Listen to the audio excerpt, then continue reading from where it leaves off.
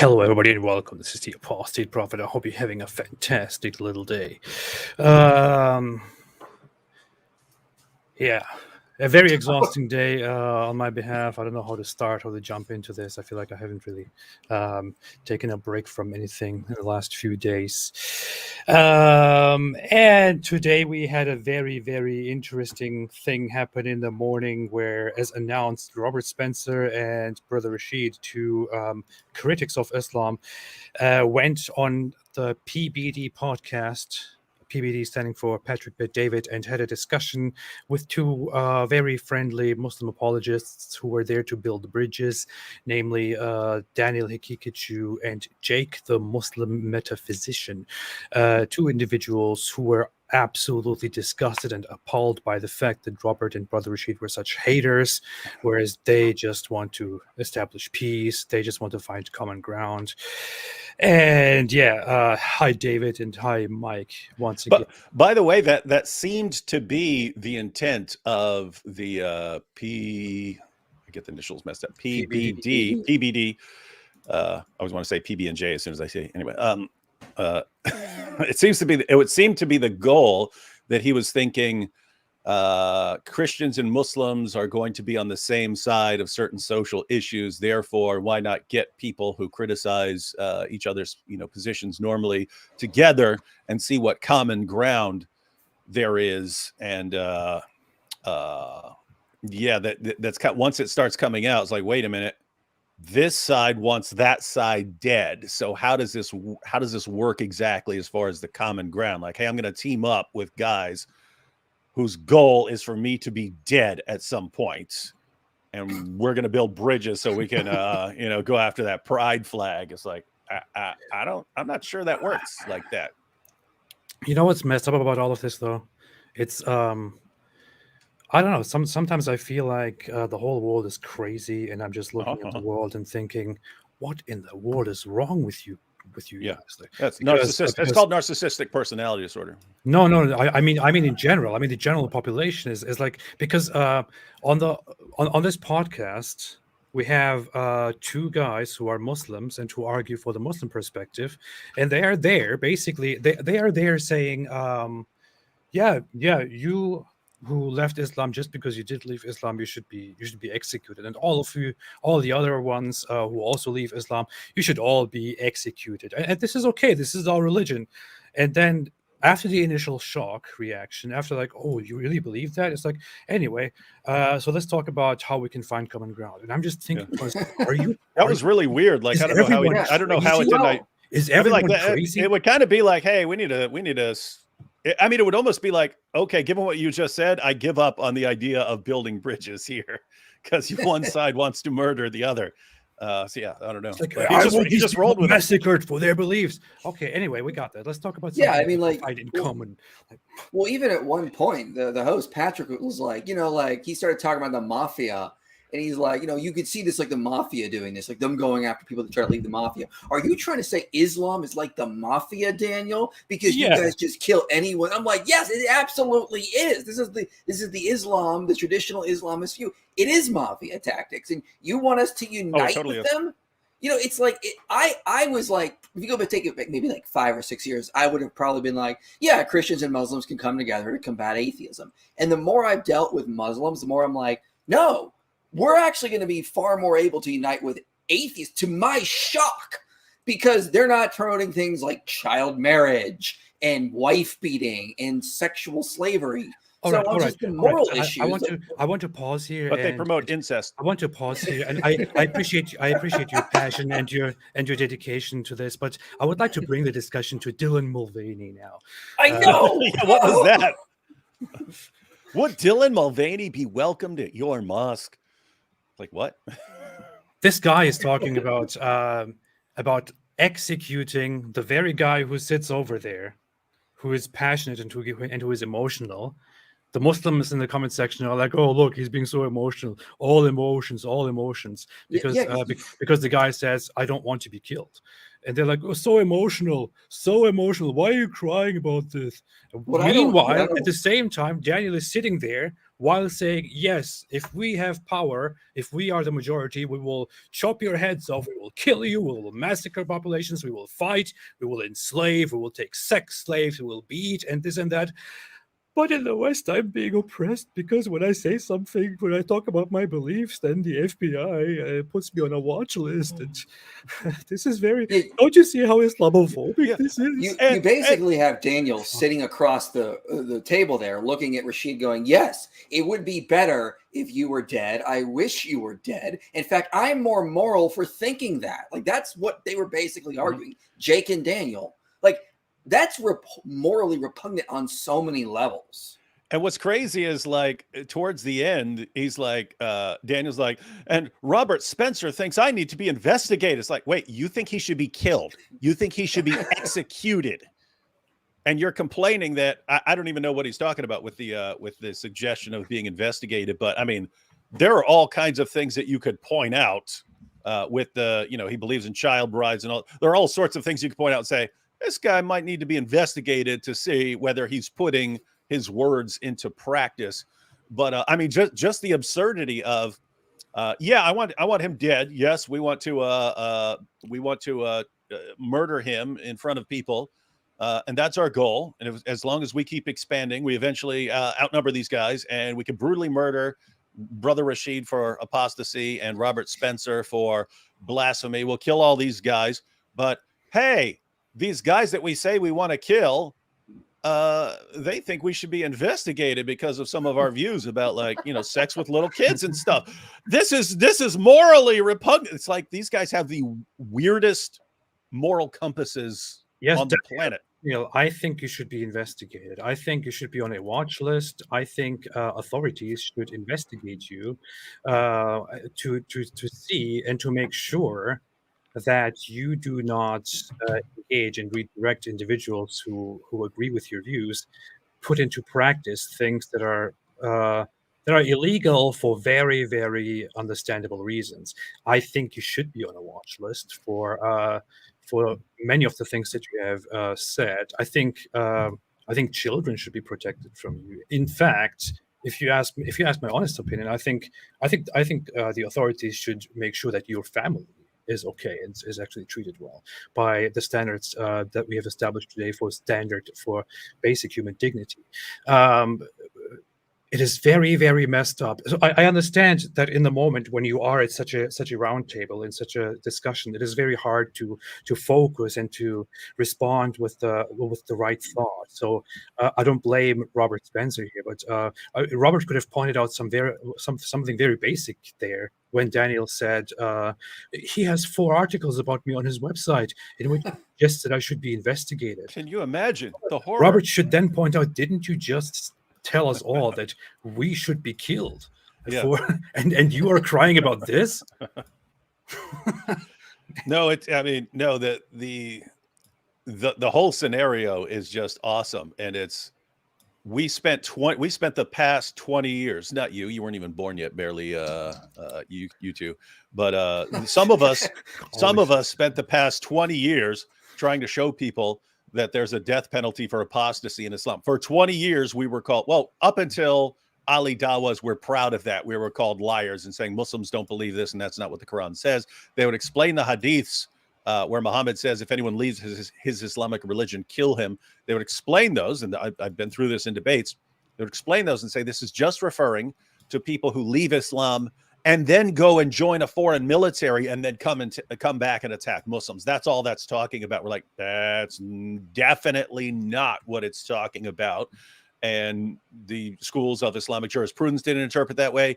14 centuries of Muslim scholars didn't interpret that way.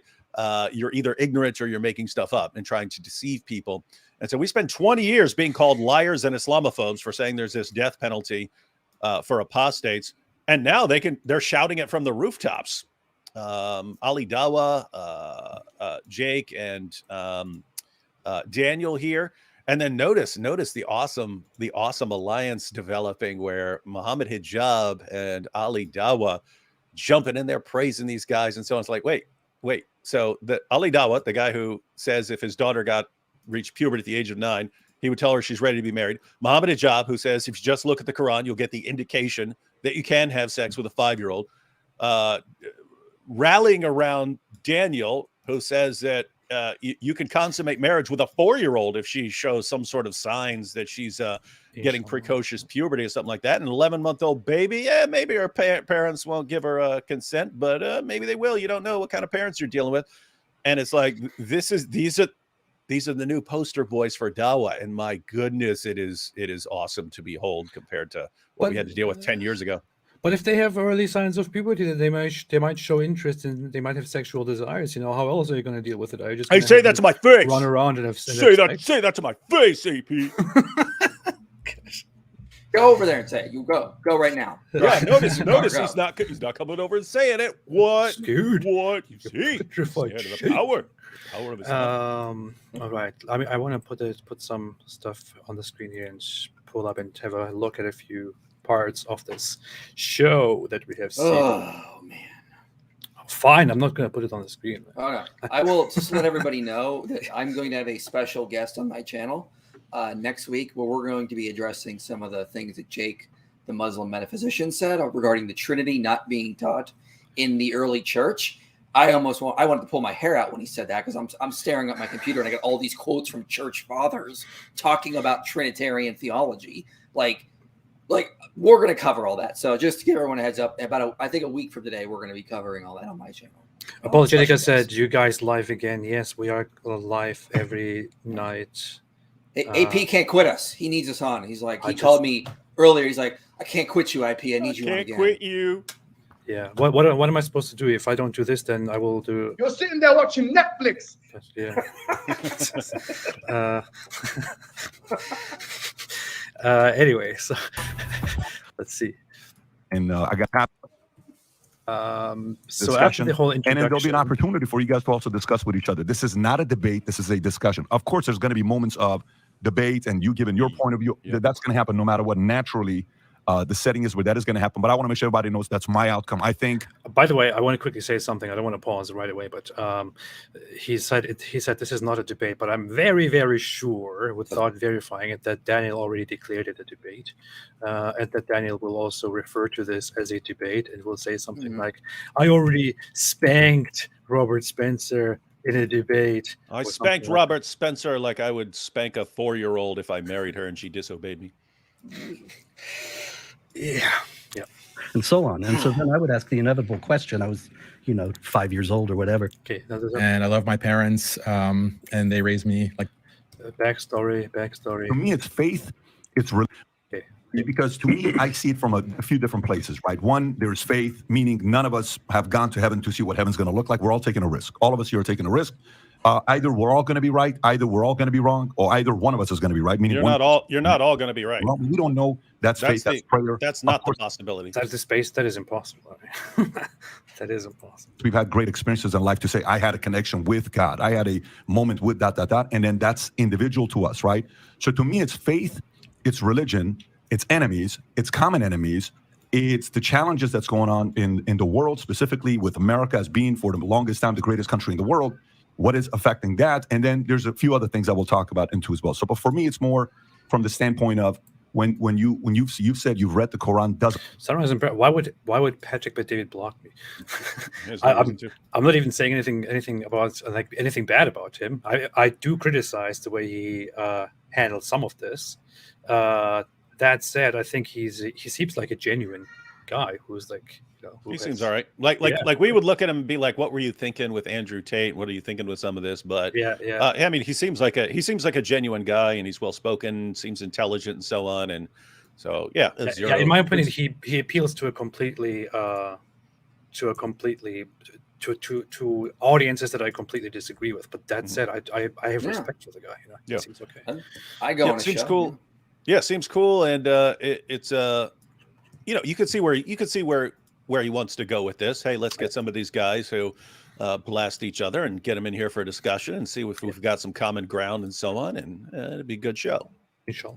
And so your background, you've been in this world. What is your biggest challenge and differences with the religion of Islam? Well, probably the main thing is the sanctification of violence and the idea that God will bless and even calls upon the believers to commit acts of violence under certain circumstances. Like Rashid here is an ex-Muslim. And so under Islamic law, as it's traditionally and classically formulated... Is this a bit quiet or is it just me? Muhammad said, sounds fine to me. I don't know. He changes his religion, kill him. And it's still the position of all of the schools of Islamic jurisprudence, Sunni and Shia, that the apostate should be put to death. Now, obviously, this is not something that means that every apostate has to always go around watching himself, because you have to have somebody who's willing to do that. But those who do it, they think, well, now I have done something that Allah has commanded, and He will bless me for doing it. And me, myself, because I was standing up for the freedom of speech, 2015, Pamela Geller and I put on in Texas a Muhammad art exhibit and cartoon contest. And it was actually, we featured a lot of classic Shiite Persian art depicting Muhammad, as well as contemporary art that was from a more critical standpoint. And a couple of jihadis came from Phoenix, key members actually of the Islamic Community Center of Phoenix. One of them was featured in a recruitment video for them, and they tried to kill us. So I don't want to just play without pausing, but we get the point. So he talks immediately about the violence in Islam, the blasphemy and apostasy laws, to which, of course, as expected, actually not as expected, but Daniel gives a response that is like, this is just a small part of Islam. He almost this is like only 5%. I don't know how he's doing. I don't know how he's doing his calculations. So notice. So Robert points out, he's asked about like what's your main beef here, and it's that Islam calls for violence against people like Rashid, and he includes people like him for blasphemy.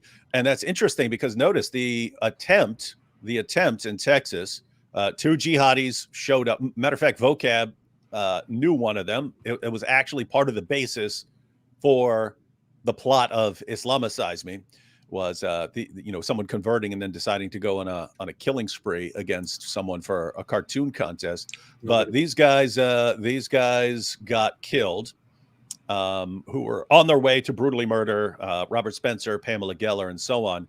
And so notice this would fit in right with Muhammad Hijab's video about Salman Rushdie, where he's saying, hey, that's not what I do. I'm not going to go kill the people, but we've got our gangsters. We've got our gangsters in Islam, and we can't control them, so they're going to kill you. And so Robert's pointing out, hey, this guy's under a death sentence. I'm under a death sentence. Jihadis have actually showed up to kill me. And so, I kind of have a problem with this ideology that really wants us dead. Fantastic. That's one of the things that Patrick brought up in there is Islam like the mafia. And you have Muhammad Hijab saying, yeah, we got these gangsters to go around and do our dirty work for us. And then we kill anyone who leaves. Gangsters? It would be unfortunate if something were to happen to you if you didn't. Not that I would do anything. Yeah. So just a few points here. Number one, it's interesting how we want to talk about Islam as a religion, but the religion is 95%, like what Jake mentioned. It's about worshiping God, being devoted to... It's about worshiping Muhammad. He calculated it very precisely. It's actually 95%. And 99% of Islam is Muhammad. And the 1% is everything else. It's everything built around an illiterate 7th century Arabian caravan robber. And my immediate reaction to this, as soon as he started speaking, was like, he goes into this with right up front with this passive aggressive attitude. Like Robert is bringing up the point that his main problem with Islam is that it glorifies violence and intolerance. And then Daniel immediately starts with, it's interesting that we talk about the religion of Islam, but instead of just addressing the issue. Yeah, so just a few points here. Number one, it's interesting how we want to talk about Islam as a religion, but the religion is 95%, like what Jake mentioned. It's about worshiping God, being devoted to a righteous way of life, loving your neighbors, taking care of your parents. That's what 95% of Islam is about. Yes, there are criminal punishments, which we're going to discuss. There is conquest, there is war theory, there's all of this in Islam. Now, hold up, David, that's not even true. Correct me if I'm wrong, but a few people have analyzed the Quran based on how much of it deals with what topic, and found that actually more than half of it deals with disbelievers, war, and similar things, right? Yeah, I don't recall the exact percentages, but yeah, you've seen that before with how much of the Quran deals with these kinds of issues, how much of the Hadith deals with these kinds of issues, how much of the Sirah literature deals with these kinds of issues. And it's a bit more than 5%, I have to say. And the idea that 95% of Islam is just, oneness of Allah. Come on, dude. We know too much about your religion with, your child brides and all this other stuff. I mean, as soon as you start reading the Quran, like the second chapter, which is the first. I'm sorry. Black Angel said 5% death, 95% pleasure machine. I forgot. Pleasure machine. Yes, it's all pleasure. Well, I mean, Brother Rashid made a good point that even if Islam is only 5% it's still horrible because you could have a glass of water that's like 95% water and 5% poison. It's still going to kill you. It doesn't matter if it's just 5%. So this analogy that they're making, there's only 5%, that doesn't really change anything. I mean, who cares? Even if you've got these horrible things. It's like if you got a guy up on stage who's running for president and he says all these great things like, I'm going to lower taxes, I'm going to increase help for the poor, all this stuff. By the way, we're also going to round up all the Jews and throw them in prison. Like, okay, leading up to that, that is the one thing I'm not going to vote for. So we've got elections coming up and so on. So yeah, the idea would be a politician comes up and I'm going to lay out my plan. And he goes through 95% of his plan, right? He goes through 95% of his plan. And it's all, work on the economy and just work on the economy. And we'll do all this stuff. And then like the last 5% is we're going to bone 5-year-olds and kill apostates and slaughter anyone for blasphemy and wage terrorist attacks against the entire world and beat our wives into submission. So I'm like, hey, that 5% sounds like it matters quite a bit. In fact, it seems that is what we should be focusing on here, and not your feelings. But why 95%? 95% is about completely irrelevant stuff. So my suggestion would be, okay, we got that. Okay, 5% is a little bit controversial, but how about the 95%? There's a lot of stuff in there that could be useful. Let's focus on that. Let's discuss it. Let's find some common ground here. Okay, it's fine. Yeah, the 5% we don't agree with that, but yeah. Hey, side note, you got to break it down quick. But what is the deal with So my internet went out yesterday. I was trying to come back with my phone, but even that wouldn't work for more than a few seconds at a time. But I caught when I was trying to sign back in a bit later. I was catching you guys talking about Daniel and a pleasure machine. And I see everyone commenting and joking about the pleasure machine. I was like, this sounds like something I need to go back and see. You missed a great segment because we reviewed Daniel's opening segment on the third part of the debate, where he just goes on this big analogy about this company called Pleasure Inc. And they invent the pleasure machine, and you got to strap it on, and you get unlimited pleasure from this strap-on pleasure machine that you can use. And we pointed out that his pleasure machine idea is just Islamic heaven, but he's putting it up as it's a bad idea. So we said, this is just a dichotomy. Daniel's like, you can either be a secular humanist and get their pleasure machine, or you can be a Muslim and get his lovely strap-on pleasure machine when you die. So you missed a lot of great jokes. I'm just warning you. Oh man, I'm gonna have to check that out. It sounds interesting. Yeah. I actually tried to post. I tried to post a super chat, and I put Muhammad had a pleasure machine. He called her Aisha. but it wouldn't let me. Don't. Mm. No, but yeah. So his idea is basically that the liberalism is a pleasure machine and it destroys everything. And those who don't want to use the pleasure machine are being persecuted by Pleasure Inc.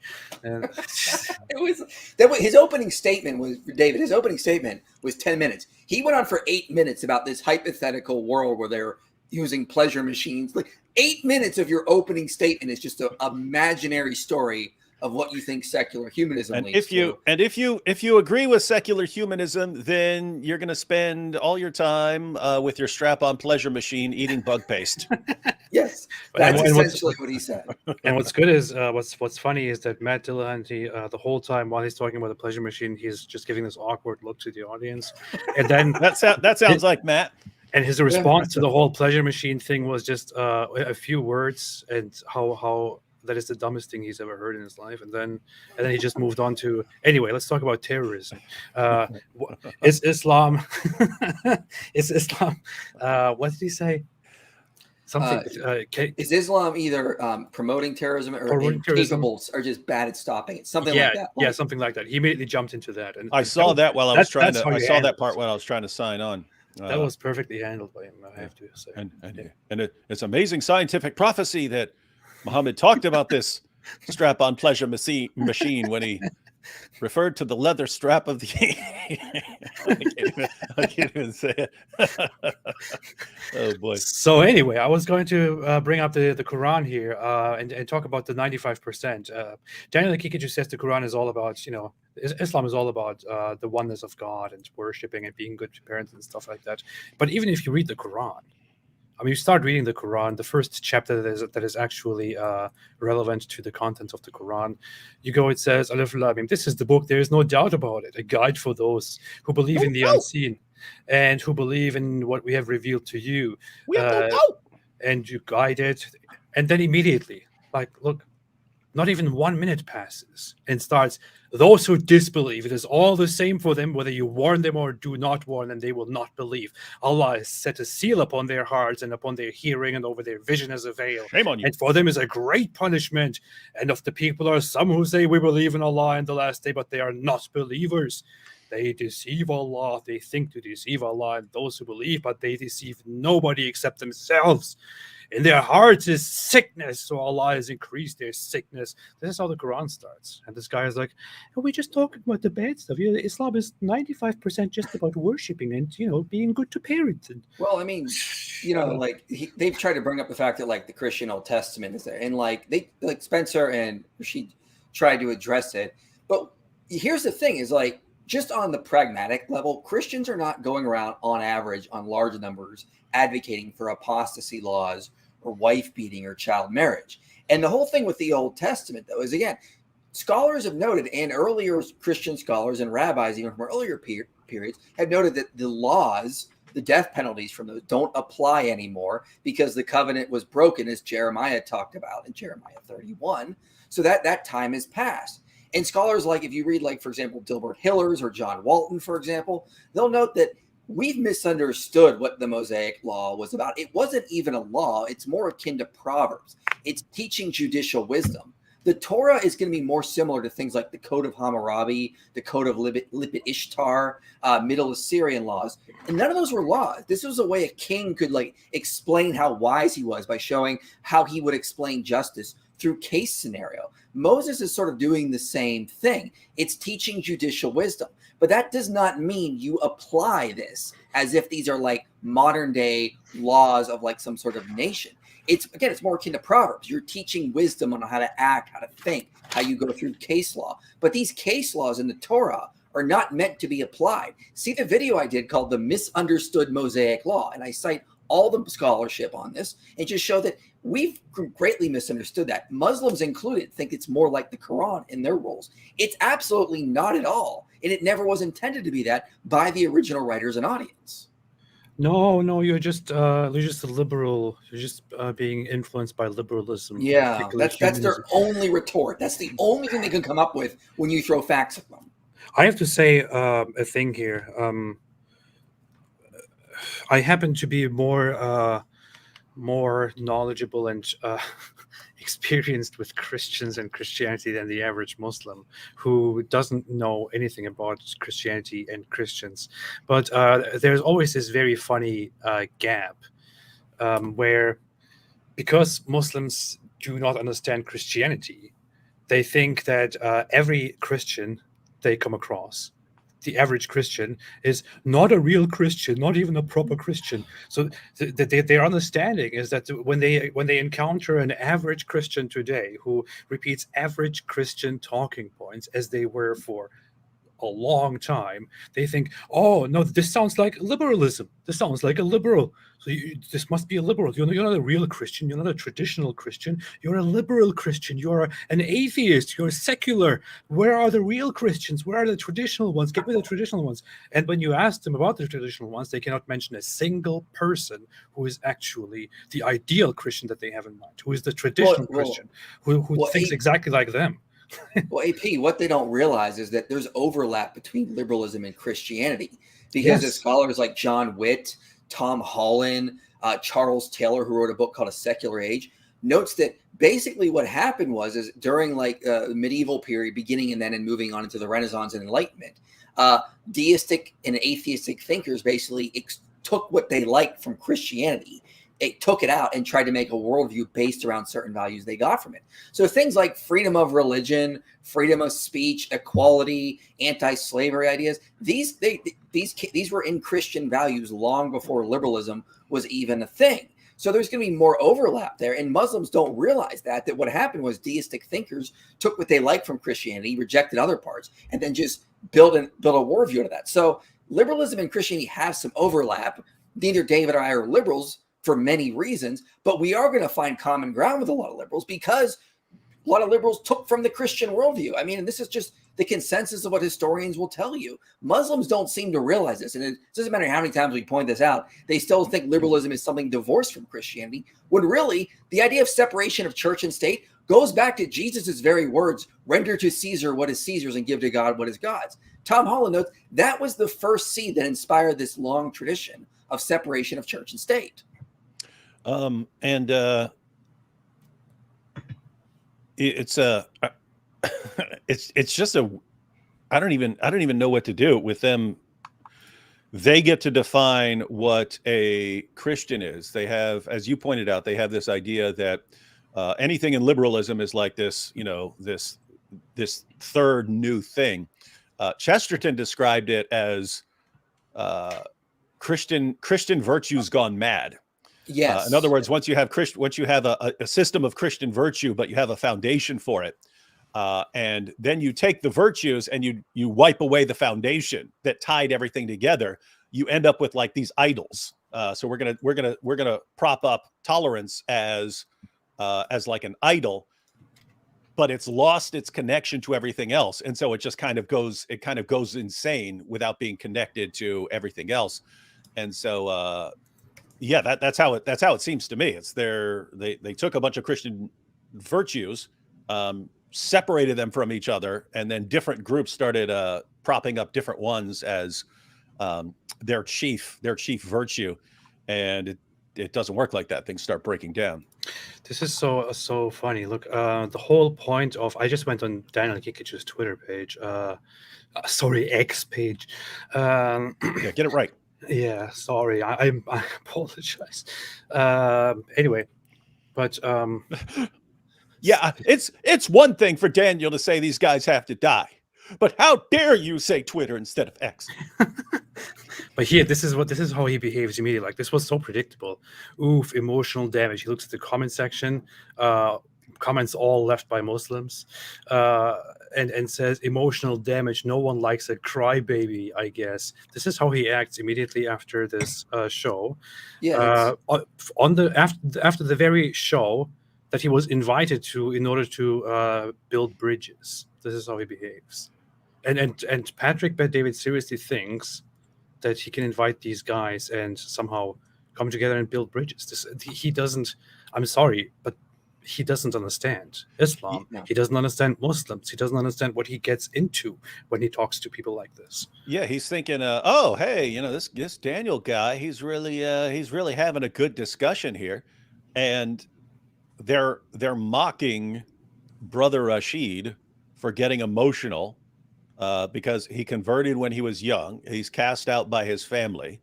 He knows tons of people who have to flee their families and so on because of the concern about being killed for apostasy.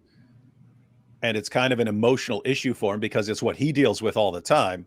And it reminds me of Daniel when he was responding to girls who are crying because they can't go to school anymore in Afghanistan. So they're told, nope, you don't get to go to school anymore. And he's just mocking them going, oh, I don't get to go to school anymore. And just completely mocking them. And it's like, this is the dude you're dealing with. Girls don't get to go to school anymore. Ha, ha, ha. Yes, we're going to kill you as soon as we rise to power, all you apostates and so on. And, oh, you guys actually care about this stuff? Well, you're stupid. I mean, that's what he did here. He's saying that he's mocking Rashid, who doesn't want to die. Yeah, calling him a crybaby. Like this is not a moral person. This is a sick, twisted guy. I want to say something. Muslims, Islamists who watch and who genuinely engage in such behavior. Next time you complain and cry about persecution, next time you cry and complain about the rights of Muslims, I don't know what you want to complain about. Israel, want to complain about China, want to complain about Burma here and there, whatever it is. Someone saying in an article that you should be investigated. Oh yeah. Next time you cry about these things, you know what? Shut up.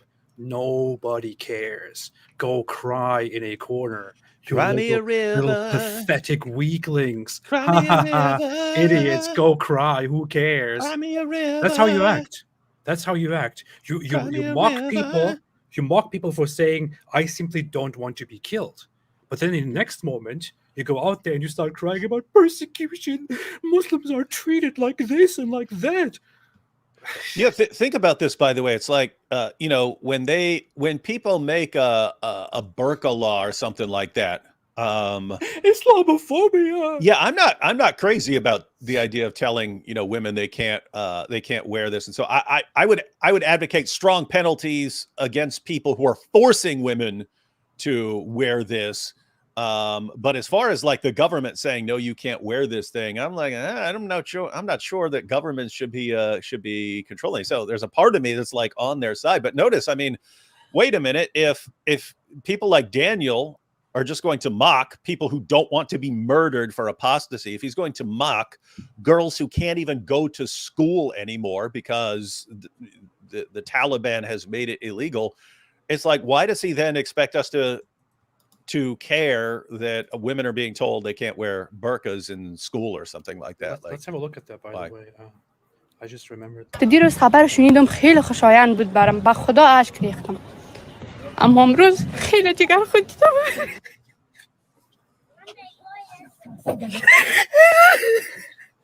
Oh no, I can't go to school.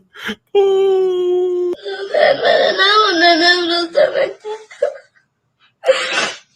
This is Daniel. Why can't they let me go to school like they do in America and Europe? I can't go to school. The only silver lining in this is that Daniel is that people like this cannot ever really gain power in today's world because they can't build coalitions. It's like Nick Fuentes. You attack everyone who has some overlap with you, and so you end up creating more enemies than allies. And Daniel's attacking Muslim women here who want to go to school. That's not going to look good to many members of the whole Muslim community. So, I mean, the only silver lining is that he's just going to put himself in this fringe corner, and you're never going to have a coalition to actually gain any sort of power to implement your ideas. But that's why it's all awesome. That's why it's all awesome. Like they're rallying around this guy that will completely alienate them from everyone. Imagine how messed up this is. I mean, there are little girls, there are teenagers, I don't know, young adults, whatever it is, who are now who are blocked from going to their schools, and they're crying. Little kids are crying, and Daniel Kikachu is there, like he's mocking them, like, "Ooh." Imagine. I don't know. Yeah, I mean, the Imagine proper reading that to something else. You know, it's just so messed up. And the fact that he does this to not even to non-Muslims or anything, he does this to his fellow Muslims. You know, Muslim kids, Muslim girls, or Muslim teenagers. He mocks them.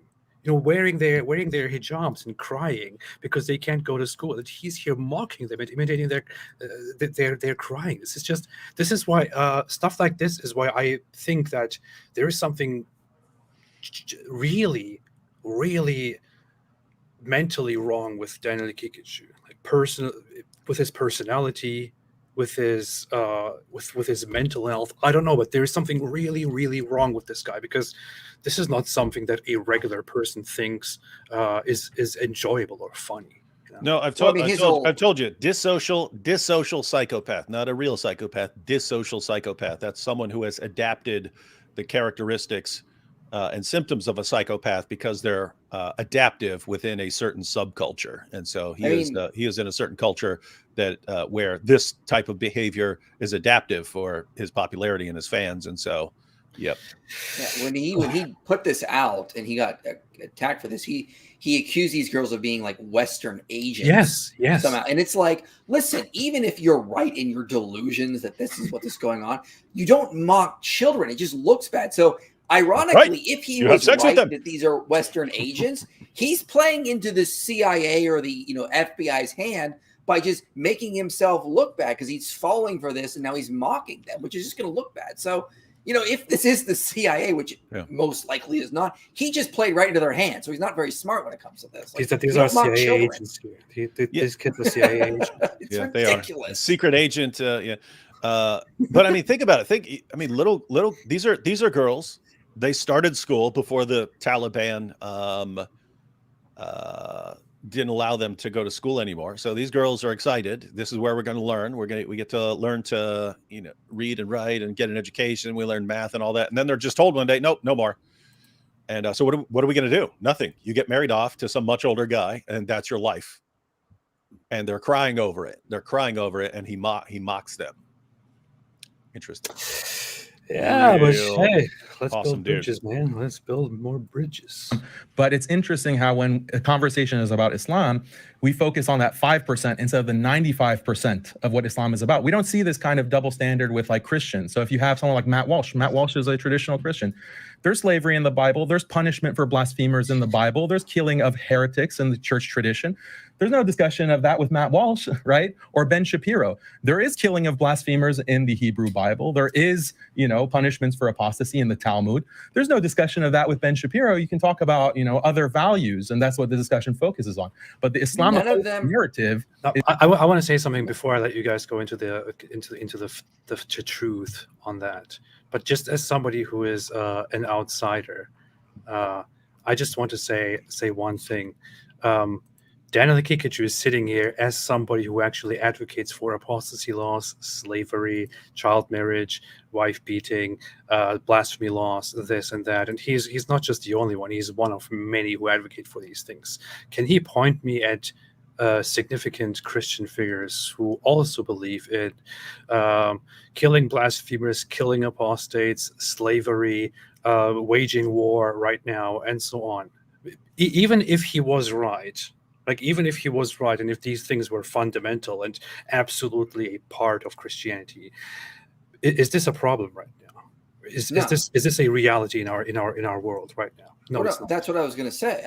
You don't see prominent Christian thinkers or Jewish thinkers like Matt Walsh or Ben Shapiro saying this. I mean, if interviewer asked Matt Walsh, "What do you think about killing apostates?" He said, "Well, we're not going to do that. That's a violation of their freedom of religion, the First Amendment." All right, end of the interview. I mean, that would be the end of it. You wouldn't get this Daniel Kikachu response where you're like, "Well, we believed in the order and the structure." No, they would just condemn it. And because, again, as Robert Spencer even said in this conversation, they look at the Old Testament as if it's just another version of the Quran. And it isn't. They don't understand the scholarship around it. They don't understand Christian tradition around it. Christians for 2,000 years have looked at the Old Testament and gone, yeah, those rules don't apply to us. They were for Israel in a specific time and a specific purpose and place. A lot of it is just wisdom text, not even laws. They don't apply. We're under the new covenant now. And what are the commands of the new covenant? Love thy neighbor, believe in God, get baptized, partake of the Eucharist, these kinds of things. We don't have things like apostasy laws in the New Testament. We're told to love thy neighbor, treat everyone equal, pray for those that are our enemies. Like, I don't know where he's getting this stuff from, but they just constantly, the only argument they have is to take the Old Testament and just force it to be like the Quran to make theirs look better, which is such a bad argument. And it's funny that they constantly have to keep comparing all the bad stuff in the Old Testament that doesn't apply at all to the Quran. Like, that's the stuff they're always wanting to compare to the Quran. Like, that doesn't make the Quran look good if you think about it. Yeah. Daniel, I promise you, if there are significant Christian speakers around today, to such an extent that there are Muslim speakers like yourself, and Muhammad Hijab, and Ali Dawa, and Sheikh Uthman, and Asman Hakim, and basically every actual traditional Muslim country out there, and so on. If there are Christians out there who also agree with such things and say, yeah, we should totally bring apostasy laws back, I will completely go against that. I will fight them. I will say this is a problem. Why are we not talking about this? But hey, that's very far from reality. In fact, we are very, very far from reality, while you are sitting there saying that Brother Rashid should be killed for leaving Islam. And it's really weird that people who understand abrogation in their own religion, where Allah can reveal something and then completely change the rule a day later if he wants. He can give you a rule and then tell you something else later. And he says he's bringing something better than what he delivered before. And they can understand, hey, yeah, you were told you can practice mutta for a while, and then later on, no, you were told it's okay to drink for a while, but then later on, no.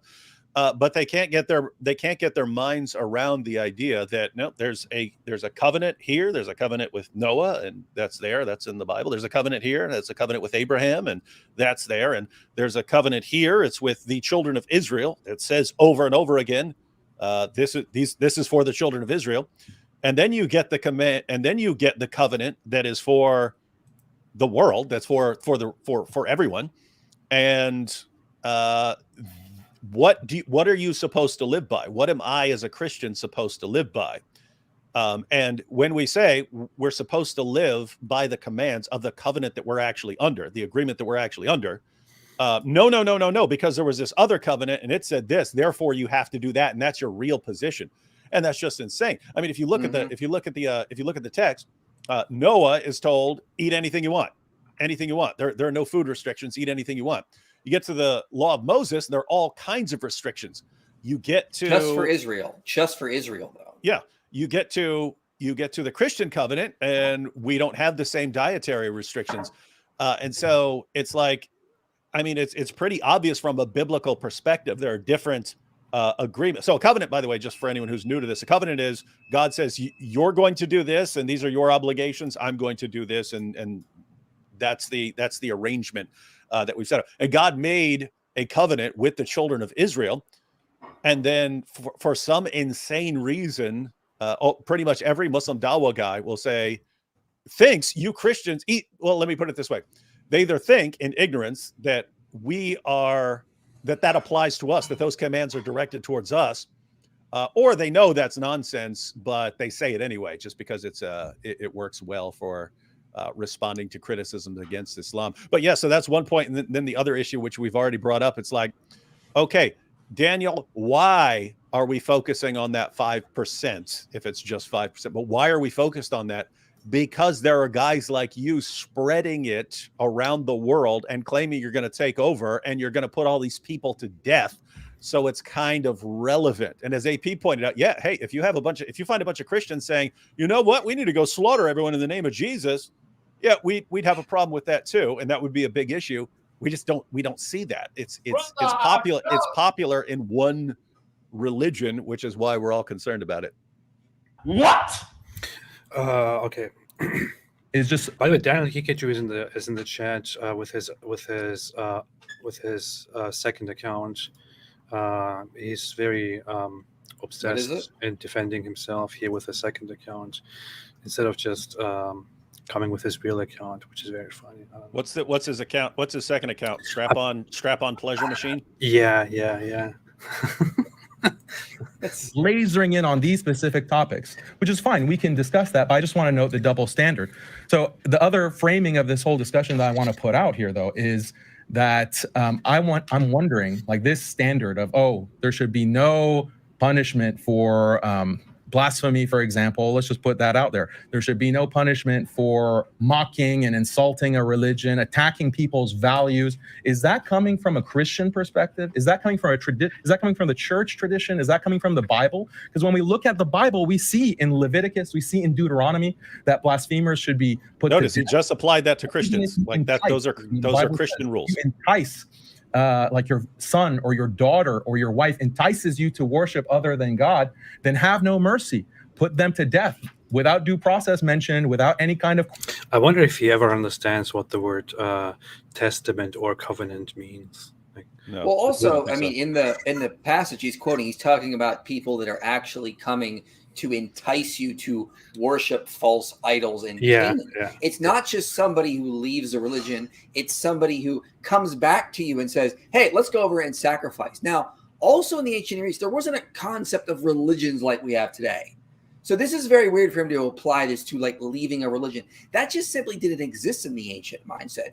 The concept really sort of comes out of the Judeo-Christian worldview slowly but surely, because the Judeo-Christian worldview is only worship this God. In the ancient Near East, there were multiple gods. You could go make sacrifices if you wanted. You didn't have to.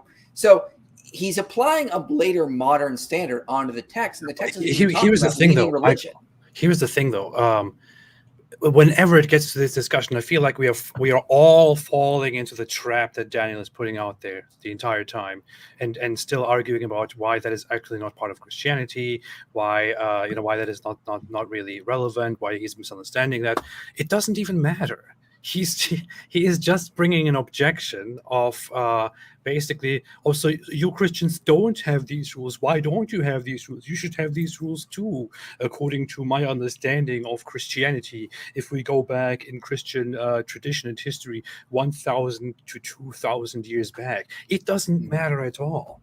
Just focus. It's just your Christian opponents, the average Christian, the majority of Christians here, they do not believe that apostates, blasphemers, and so on should be executed. You do. That is the problem. Let us focus. Let's not talk about theory. Nothing. It doesn't matter at all. Well, he's also wrong that freedom of religion is not a good thing. If you look at research that Robert Woodbury has done in like Togoland in Africa, when Catholic and Protestant missionaries had to compete, it actually made these regions better because they were competing by increasing the quality of their schools or their hospitals. When certain governments came in and said, oh no, we're only going to allow Catholic missionaries here, we're only going to allow Protestant missionaries here, it actually slowed down growth and development. So it's actually kind of, when you open it up for freedom of religion, the competition and trying to get converts actually led to better quality. Yeah, it's this weird situation, like AP pointed out. Okay, I mean, think about this. It would sound absolutely insane to me to say, David, here's the new covenant that you're under, and here are the commands that are directed towards you under the new covenant.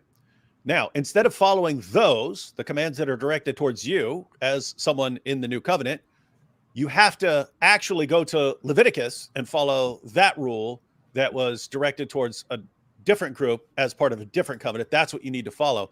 That sounds like insane. Like what in the world are you talking about? Like who thinks like that? I mean, for you Muslims, that would be like me saying, hey, you were allowed to drink alcohol for a while, then you were commanded no alcohol. But since since there was an earlier command to do it, that's what you're under.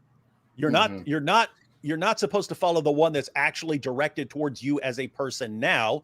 You're supposed to follow the one that came before that was directed towards other people in a certain historical situation. And I mean, Muslims defend abrogation all the time. They defend the rationality of it. Well, it made sense for God to give these stepping stones that eventually led to the final set of rules. When we try to follow our final set of rules, they say, no, you got to go back to that earlier. You got to go back to that earlier rule because that helps us when you're criticizing the Quran. This is also an interesting point, by the way. Jake later in this discussion asks Robert if he thinks that killing apostates is inherently evil or not, and Robert then thinks about it and thinks yes, it actually is. It goes against the humans being being equal and free and all of that. And Jake then says, so why was it then allowed in the old law if it's inherently evil? But by that logic, can we not ask him the same thing about drinking alcohol, for example? Mhm. Like, can we not say is drinking alcohol breastfeeding adults inherently evil or not? If it is evil, then why was it at one point allowed by Allah? Mm-hmm.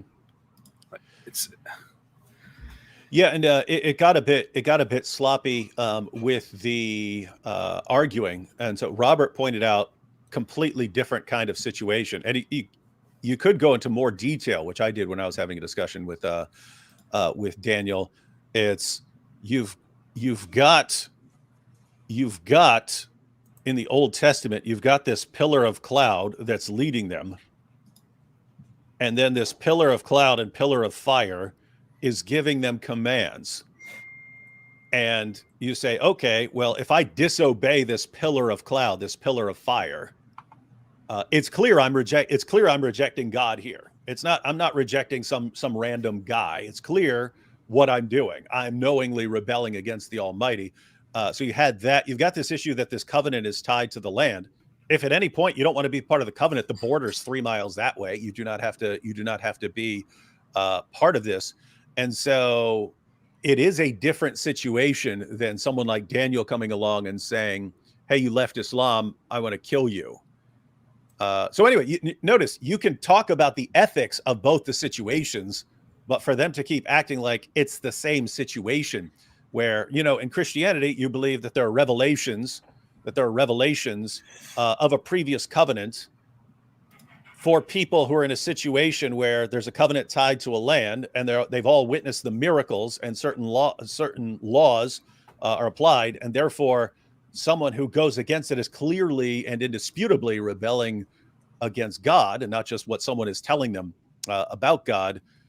That's a relevant distinction right there. Again, you can still discuss the ethics of it and how this, if you think there's a problem with killing apostates in any situation, you can say, well, why don't we think through the issue here?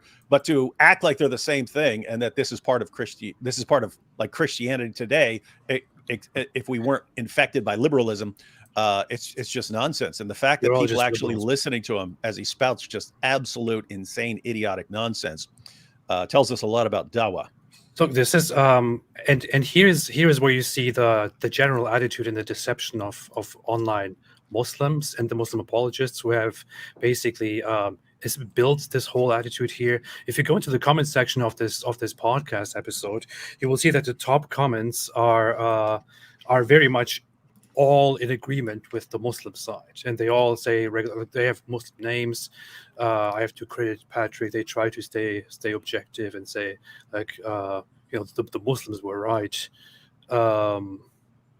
Patrick knows more about Islam than the guy who claims was Muslim but converted to Christianity. The Muslims wrote books on Islam, and Christians also wrote books on Islam. I don't know. He say more than the convert. Yeah, it seemed that Rashid was schooling them. Rashid is the most knowledgeable one at the table. I would say in terms of the beliefs and the values of Islam. And of course, these Muslim commenters think that even Daniel Kikachu knows more. And I would say Daniel Kikachu is theologically seen the least knowledgeable at the table. I don't know. I'm not sure about that part, but he's not very knowledgeable. But he's knowledgeable on the topics he deals with. But not on. I've never seen any. But you see the top comments there, like the likes, because Muslims spam the comment section as always because they think. They prepare. They prepare, and they're sent there. They're sent there by the other Dawah guys. Public opinion by spamming. But if you actually go into the newest comments, for example, which they do not like, you will see among the crowd of still Muslims spamming quite some comments here. Like I saw one earlier. What was that? Jihad, a holy war against the West. You will not see such a comment at the top. Immediately you will hear stopping by to show some love to Robert. Guess how many times you see positive comments for the Christian side at the top? You don't. You all find them. You find them all at the bottom of these top comments, with Muslims responding to them and basically mocking those comments. And you will find at the top comments from Muslims either admitting to being Muslims or pretending to be Christians or atheists or Jews and saying, I was an atheist until I watched this discussion. And this made me. I showed this discussion to 7 priests, and they all converted to Islam. Alhamdulillah. Alhamdulillah. Wow. The Pope just watched this and converted to Islam. I am a Christian, but I must say that the Muslims were much better. I am embarrassed with the Christians. Like, it's amazing how much those same comments always show up on these types of videos. Like, it's so interesting, and that, you know, they just happen to all basically be the same scripted comments. Yeah. It's just, I mean, that's how dishonest the entire community is. I just don't know how else to put it, but this is so dishonest. It's embarrassing. And they think that this somehow influences public opinion.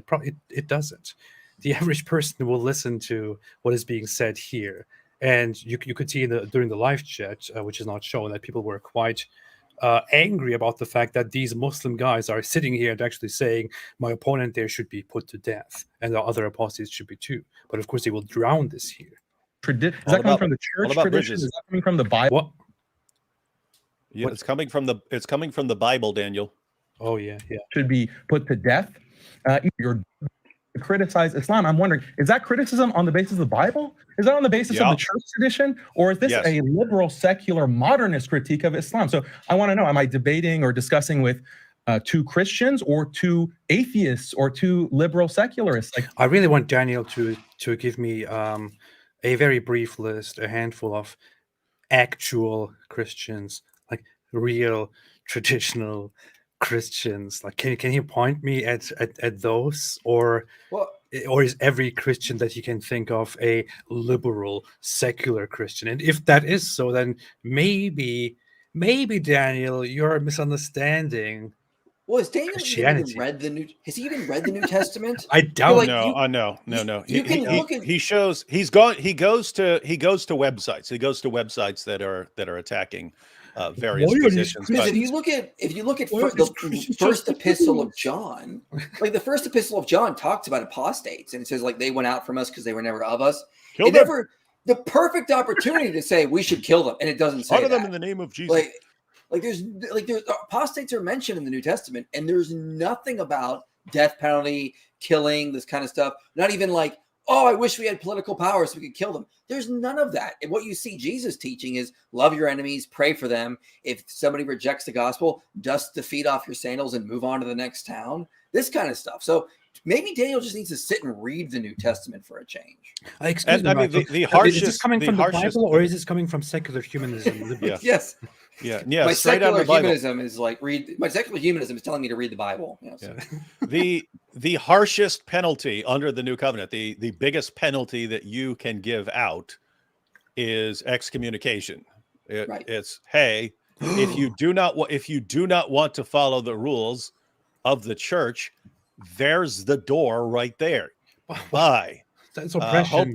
Hope the best for you. You don't have to follow these rules. There is the door over there. That's the rule. That's oppression. There is no we have to kill you if you walk out that door. The Apostle Paul said, who am I to judge those outside the church? God will judge those outside the church. No. So there's the door. Let God deal with them. You don't have to control the entire world. And somehow, according to Daniel, who has apparently never read any of this, what we're actually supposed to do is say, but in Leviticus it said this, which is a completely different group. So I'm going to go by that and completely ignore the teachings that are directed towards me as a Christian. No, this is all secular humanism. This is all liberalism. It's clearly evil. It just pushing people away. Just saying, okay, well, Let them go, and God will judge them. This is clearly evil. This is clearly oppressive. What you have to do is execute them. This is the merciful way of dealing with them. Secular humanists built a time machine. They went back in time. Secular humanists wrote that. Secular humanists gave you all of these ideas. And your secular humanist Bible that tells you to love your enemies and pray for those who persecute you, and to do unto others as you would have them do unto you. Love your enemies. Who are you getting this from the Bible, or are you getting this from secular humanism or from liberalism here? Yeah. I mean, read the book. If any, what Daniel should read is a book called Human Rights and Christianity: An Introduction. And every chapter is a different author, and they basically just point out like modern understanding of human rights that manifests in like Vatican II, for example.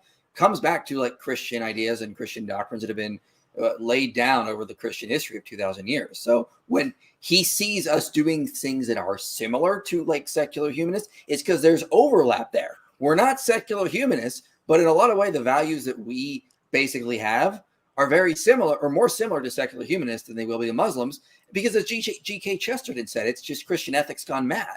So there's going to be overlap there.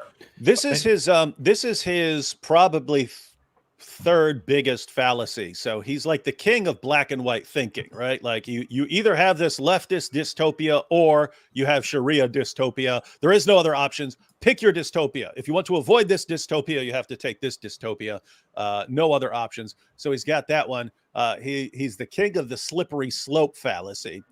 Meaning if you don't slaughter all these people right now, then you're basically, if you let your girls go to school, then they're basically going all the way to OnlyFans. That's the only possible outcome there. So the slippery slope. And then this one here, hey, secular humanists do this, or liberal, whatever you want to call them. They do this. Christians do this. Therefore, Christians are these, secular humanists or whatever. That's a fallacy. It's like notice the reasoning. This is, by the way, it's called the fallacy of the undistributed middle. You can look if you ever want to look it up. You can see why that is. But it's the same fallacy. All cats are mammals. My dog is a mammal. Therefore, my dog is a cat. Right. See the reasoning. It's A. All A are C. B is C. Therefore, B is A. That's ridiculous. That's ridiculous reasoning, right? So notice, the pagans took a pilgrimage to Mecca. Muhammad took a pilgrimage to Mecca. Therefore, Muhammad is a pagan. Of course. What's the problem here? The secular humanists believe in this human right. Christians believe in this human right. Therefore, Christians are secular humanists. Exactly. It's stupid, insanely ridiculous reasoning, and like everything that comes out of this dude's mouth is some fallacy. David, you just don't get it. If you let your 9-year-old go to school and don't marry her off at that age, the next thing you know, you're going to be running around with a strap-on pleasure machine, peeing all over the walls. Yep, I mean, eating bug paste. Two options. It's the only two. There's no other middle. There's nothing else. Yeah, guys, I just want to make sure, because that's an important fallacy when you're watching Daniel, because he does this all the time. But and it's pretty standard in Islamic apologetics, like when Muslims try to argue that Jesus was a Muslim. Look, he prayed there. Muslims pray, Jesus prayed. Therefore, Jesus is a Muslim, right? They use this ridiculous reasoning. Again, think about it. Elvis liked peanut butter and banana sandwiches. I like peanut butter and banana sandwiches. Therefore, I'm Elvis. Give me the keys to Graceland. That's like ridiculous, insanely stupid reasoning, and it's like foundational to Daniel's dawah. That makes a lot of sense. That's very convincing. Give me the keys to Graceland. Yeah. Thank you very much. That's a clarification that we need. Yes.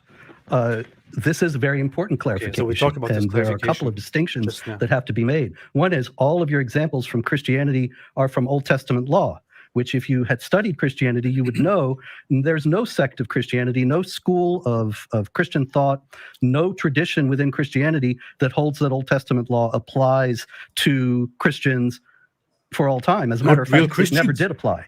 Even in Judaism, after the destruction of the They're temple fake in 70 Christians. They're AD, liberal the Christians. rabbis redefined Judaism so that even they don't teach that those punishments have ongoing validity. So you're talking Well, about that is go because pause it real quick. Christianity it was influenced by secular humanism, which controls everything, And which so is is why Judaism. you Judaism is are also. condemning your own religion now. You're condemning your own Bible now because of this evil of secular humanism. And the Jews are also doing the same thing. They are all adopting secular humanism and leaving their religions and adopting liberalism. And that is the problem. All of you should believe exactly what I believe. We should all kill apostates. Perfect And response. it's actually an Perfect important response. point that's being made here. Actually, maybe we should watch a little more and then Yeah, you talk too much. come back to it. You talk too much. Quiet, man. Yeah. about something that nobody in mainstream Judaism or Christianity thinks is valid today. Versus Yeah, good. Pause it. Good. Pause it. Mm-hmm. I don't know if it's going to come up again, so I just want to say this real quick. Robert just pointed out that, like, notice why don't even Jews carry out these penalties anymore? Is it have they just been infected by secular humanism and so on? Once you had all of this was connected to like temple worship and having priests and so on who are performing these ceremonies, and so everything was connected to this temple worship. Once that was destroyed, the system broke down, and Jews didn't believe, hey, we enforce this stuff anymore. We don't even have the system. We broke the covenant, and here's the situation that we're in, and the temple's been destroyed. Which is interesting because in a passage that you're familiar with, AP, when the Jews came to Muhammad to judge a dispute, and they weren't going to apply any sort of death penalty. Muhammad ordered that a death penalty be applied because of the Torah, when the Jews of his time would not have been enforcing these laws. Yeah. So notice it's even Jews, because the situation changed, we're not applying those anymore because they recognize, hey, this is part of an entire system, and that system has broken down. We don't apply those anymore. But then Daniel thinks that even Christians should apply. And it's just, wait a minute. I mean, there were entire like councils. And so it's in Acts 15 where they have a council. Hey, what are the Gentile believers under? How much of the law are the Gentile believers under? You know, they give this long list of, killing apostates and things like that. It was thought to not apply to us at all. Here we are 2,000 years later, and we're finding out from Daniel Hakikachu, who's obviously never even read the book, what real Christianity is and how shame on us. We don't listen to the apostles and what they concluded, what rules they concluded we're under. We listen to Daniel Hakikachu and Jake, the Muslim metaphysician. That's a very long way of saying that you have been infected by secular humanism. I just want Daniel to read 1 Corinthians 7. Virus. He should read 1 Corinthians 7, where it says literally that the husband's body belongs to the wife and the wife's body belongs to the husband. So, like, okay, so how can my grown man's body belong to a 4-year-old girl? You're not making any sense.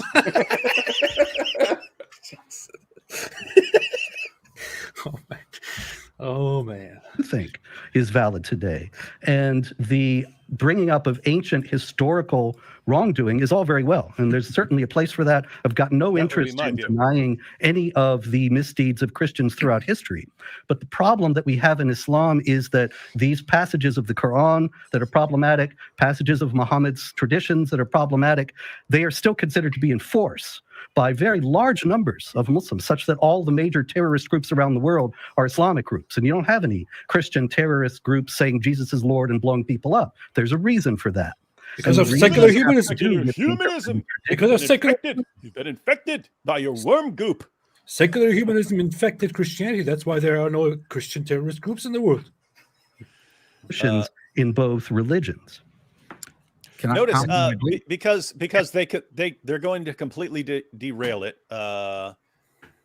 even though that's kind of, Robert just brought up kind of the core issue here, namely, if you take the Bible. You read it from beginning to end. You read the Bible from beginning to end, and then you say, hey, I've entered into this covenant. What am I supposed to do now? Killing apostates, slaughtering unbelievers in the name of Jesus. No, you don't get any of this. There's no way, unless you're absolutely insane, to read the text and conclude that that's what you're supposed to do. If you read the Muslim sources and say, what am I supposed to do? You start coming to some pretty clear conclusions. And so it's like, okay, we've got one ideology that calls for the violent subjugation of the world and everyone, killing apostates, beating women into submission and so on. And so why don't we focus on some of those issues if we're talking about building bridges? And the response is, but there were other rules 3,400 years ago, so we need to focus on that. But which Bible, David? Which Bible? There are so many different Bibles. There's 72 Bibles. There's 72 Bibles, like my there's 72 King James virgins. Version, New King James Version. There's New American Standard Bible. There are so many different versions. Which Bible can you trust? Which Bible will you trust? They're all different. Powerful. Yeah. Powerful stuff. Powerful stuff. Yeah, so I would ask Robert a very simple question that I think gets at what the real issue actually is. Do you believe that it's inherently the real issue. immoral for an apostate to be put to death? This is such a pretend big brain moment. Yeah. Typical thing that comes from somebody like Jake, Muslim metaphysician guy here, whose name already screams, I want to be recognized as a deep thinker. A completely irrelevant discussion. This is like, when people talk about stuff like this, is what I think of is, I hear this from Muslims a lot. Like they say, oh, you are an atheist, so what is wrong in your worldview with killing apostates anyway?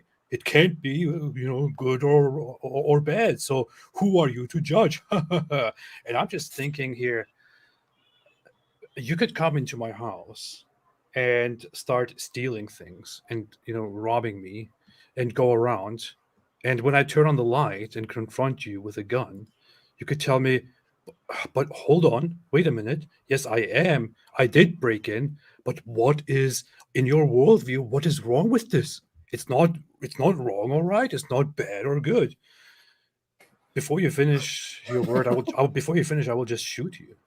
Because that's how that's how the real world works. That is how the real world works. You can talk as much as you want about the meta of why I find this bad or why I find this good, or if it is technically wrong in my worldview or technically right in my worldview. That's a discussion that you can have as long as you want.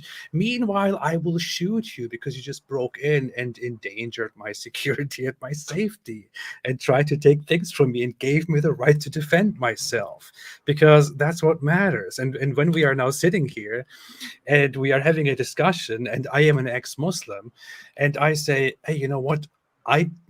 Your religion says I should be killed, and that's why I'm against Islam. Then it doesn't matter whether you think we should focus on the inherent evil or good of killing apostates or not. What matters is that you want me, an apostate, killed, and I have a problem with this. Anyway, anyone want to add something? Yeah, I would just say with regards to what he was saying there, like, is it inherently wrong? I mean, like, you're assuming a certain ethical standard. I would say that you could probably come up with circumstances where it could be moral, but I would just say in 99% of those instances, no, it isn't going to be moral. So, like, you got to show me a scenario where it actually is, like, in a virtue ethical framework. You need to actually apply that kind of thing.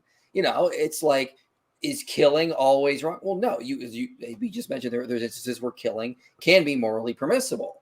So you got to look at this more from like a real world standpoint and see, like, is there any way in today's world where killing an apostate can be the moral thing to do? And I find a hard time finding an example. I mean, you could say maybe in the past when there were certain other circumstances, there may have been times where it could have been morally permissible based on the individuals involved, based on the environment, based on circumstances, because that's just the way the virtue ethicist is going to think. That's because you were infected by secular humanism. Yeah, and this has actually come up before, the idea, hey, you object to this, therefore you saying that there's no situation where that could ever apply. And yeah, like IP just pointed out. I mean, let me just give an example. So I condemn wife beating. In Islam, your wife gets out of line, you beat her into submission. You can beat her until her skin turns green. Don't worry, Muhammad will condemn your wife for being a bad wife, not you. So I can say, notice if I were talking to these guys and I would say, hey, you know, you shouldn't beat women or something like that. Don't beat women.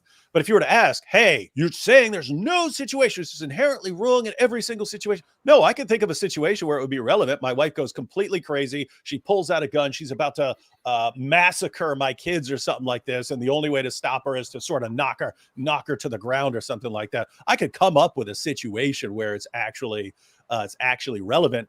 That has nothing to do with your guys' idea that, hey, you know, your wife messes up your falafel, you just, you know, beat her into submission. Hey, this is funny. Somebody just noted that there's a Candace Owens. Yeah. Candace Owens. I saw that signature. 1,000 years ago. Yeah, I didn't notice that until somebody pointed it out. Jake probably requested that. He's like, "Yo, I want to sit by Candace Owens since she gave props to my main man Andrew Tate, the new hero of Dais everywhere." This is probably, I don't know. This is haram. You can't sit next to Candace Owens. I believe that it's inherently immoral for an apostate. Is it inherently immoral? Well, I know this is some kind of trap, but. Yep. In any case, no, I'm just looking for honesty on your part. That's all. You can always have honesty on my part. Everything I tell you is the truth. He said no, and then he actually did use it as a trap. Okay. And the fact is that, I don't know. I tell you the truth. I haven't thought about it. Okay, you haven't thought about it. Well, you're writing all of these books on Islam, talking about criticizing Islam, right? And you don't even know if this is inherently immoral. That's quite shocking, Robert. I would say that I don't think that it's moral to put the apostate to death. So it's immoral. As it comes to my books about Islam, I'm just reporting on what Islamic clerics and the Islamic tradition teaches about passages like when Muhammad says, if somebody changes his religion, kill him. Yeah, go ahead and pause it. If you look, for example... So hold on. He said, is it inherently immoral? Robert said, I know this is some kind of trap. Jake said, no, this isn't something I planned. No, I'm just honestly curious about your opinion. And then as soon as he says, I don't know, he's like, you don't know? And now he will get into the actual trap and use it. So he can't even have an honest discussion here. Man. Yeah. So and notice what they're saying. So he's asked, is it inherently wrong? Like, is this going to be wrong no matter what the situation is? And he's like, I haven't really thought about that. And they're like, but you write books talking about what Islam teaches on these issues, and that's kind of like me. Like when I'm criticizing Islam and when I'm pointing out that Islam calls for the violent subjugation of the world and killing apostates and wife beating and so on, most of that isn't Islam is false because of this. It's, hey, all you people out there keep saying this has nothing to do with Islam, and I'm showing you where it definitely has something to do with Islam. These are Islamic teachings. And so, as Robert pointed out, a big part of what he's done is just, guys, this stuff that everyone says has nothing to do with Islam. I can show you this stuff in the Muslim sources. And the main point is, stop saying that jihad has nothing to do with Islam. Stop saying that killing apostates has nothing to do with Islam. Stop saying that wife beating has nothing to do with Islam. Stop saying these things. These things are clearly part of Islam. And then it's but is it inherently wrong? Could there never be a situation where someone could be killed for being an apostate or something like that? You're just emotional, David. You're just emotional. You're emotional. You're emotional like Rashid. If you're emotional and you're infected by humanism, by secular humanism and liberalism. In chapter 4, verse 89 of the Quran, in the critical Quran, where it says, if they turn renegade, then come and kill them wherever you find them. Then I give Islamic authorities who actually say that this should be done. And that is something people need to know. Now, whether you're talking about in the ideal society, you have apostates put to death, I don't think so, because I believe in the freedom of conscience and the idea that the dignity of the human person, which is a Christian concept, it's not in Islam. You have in Islam, the unbelievers are the most vile of created beings. Humanists put that in. One issue. So on. No, this is all. Let's talk about this issue. I understand, but this is all the same issue. Whereas in Christianity, all now people notice what Robert was actually responding to. He clearly is talking about like now, because he's talking about like an ideal society. Even if you had an ideal society or something like this, So he's talking about like hypothetical, if you had this ideal society where like everything is known or something like that, and could you have rules like this? And he says, no, I don't think so. But yeah, we can tell that's not where these guys were going with that. They wanted him to say it's inherently wrong, so they can say, what about this Old Testament passage? Yeah. So I thought it was not a trap. What happened? Made in the image of God, and so It's a trap. Would say, no, I don't think it is. So is it inherently immoral, yes or no? Can I answer that? It is. It is. So when Deuteronomy, since you like to quote the Quran, when the Bible says this in Deuteronomy 13:6, if your brother, the son of your mother, your son of your daughter, the wife of your bosom, or your friend, who as your own soul, secretly entices you, saying, quote, let us go and serve other gods, which you have not known, neither you nor... Why is he so mad? This is not an apostasy passage, though. Again, because this is applying modern concepts of religion on the past. This Israelite in this situation, if you read the commentaries, would not be someone who's going to stop worshiping Yahweh. It's going to be someone who's going to say, let's worship other gods alongside Yahweh. Because that's what happened in that ancient culture. There was no concept of religions. You could worship, if you were like living in Mesopotamia, you could worship Ishtar. If you went to Egypt, you could sacrifice to Amun-Ra and then go back and worship Ishtar. That was just the way they sort of operate in the world. What is going on in this Deuteronomy passage is you have an Israelite saying, let us worship and sacrifice to these other gods. But they're not saying abandon the worship of Yahweh. It's actually more of like we're referring to idol worship, not apostasy. Because again, that wasn't really a concept in the ancient world. So this is, again, it's just completely misunderstanding the passage. They need to read Old Testament scholars like John Walton, who I mentioned, Michael Lefebvre. I mean, there's so many scholars that have covered this kind of stuff. And again, notice the difference, because again, Robert, when he says inherently wrong or inherently immoral, he's thinking of the future, like establishing a state. Is this immoral in this state to kill apostates? And he says, yes, I think it would be immoral to kill apostates. They swing back to the Old Testament. Again, notice, and Robert goes through to point out some of the differences here. Again, you could discuss the ethics even of this, but there is just a massive difference when you have this like set of miracles, like going through the Red Sea and pillar of fire guiding you and pillar of cloud guiding you, and then gives you rules. And then very clearly says, "Oh, and by the way, do not set up some idols and so on." And then you go ahead and do it anyway. That is a notice. That is a unique situation. Humanity is normally not in that situation where you have absolute, just clear proof. Mm-hmm. This is divine origin, and therefore you are any sort of disagreement.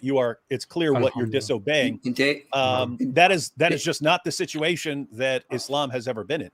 Hey, David, AP, I gotta sign off here because I gotta go eat dinner. But one more thing to add is, as I've said, this is wisdom literature. These are not laws, and you can see this in Judges 2, where Israel starts worshiping other gods, and the angel of the Lord shows up. He doesn't say, "I'm going to kill you all," because that's the rule. No, he just says, you're not going to have my protection anymore. I'm going to let the Canaanites oppress you, this kind of thing. Because again, what you're reading in Deuteronomy is wisdom literature that's teaching judicial wisdom. Scholars like, the Raymond Westbrook, Dilbert Hillers have been noting for years. So again, we've taken you're taking modern standards, Islamic standards, applying to the Old Testament law, not looking at it in a scholarly way. So And I got to take off because we're going to eat dinner. One last thing, IP. I don't know if you're familiar with this, but I've also read that some scholars believe there was a ransom system in Old Testament times where people are basically regularly doing stuff that they are told is an official death penalty, and you would pay a ransom for it, right? So you're regularly doing things where, darn it, I did this, I'm under a death penalty again. Okay, you're under a death sentence, and then you pay your ransom, which is getting out of the system. But there are reasons for that, like in the passage about capital punishment, actually punishing people for deliberately murdering another people. It specifically says, and for this, do not accept ransom. So you have all these death penalties.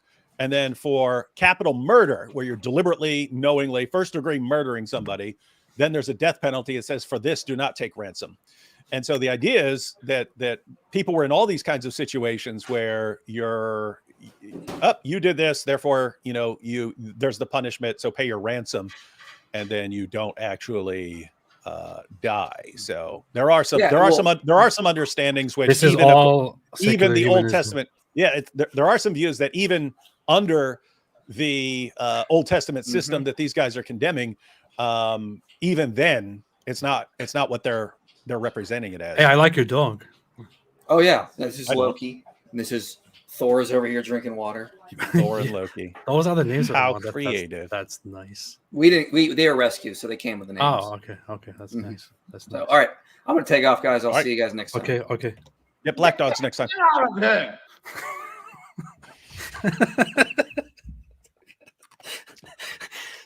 That's how I will say bye. It sucks. from I've got mine too. I just haven't set it up yet. yeah.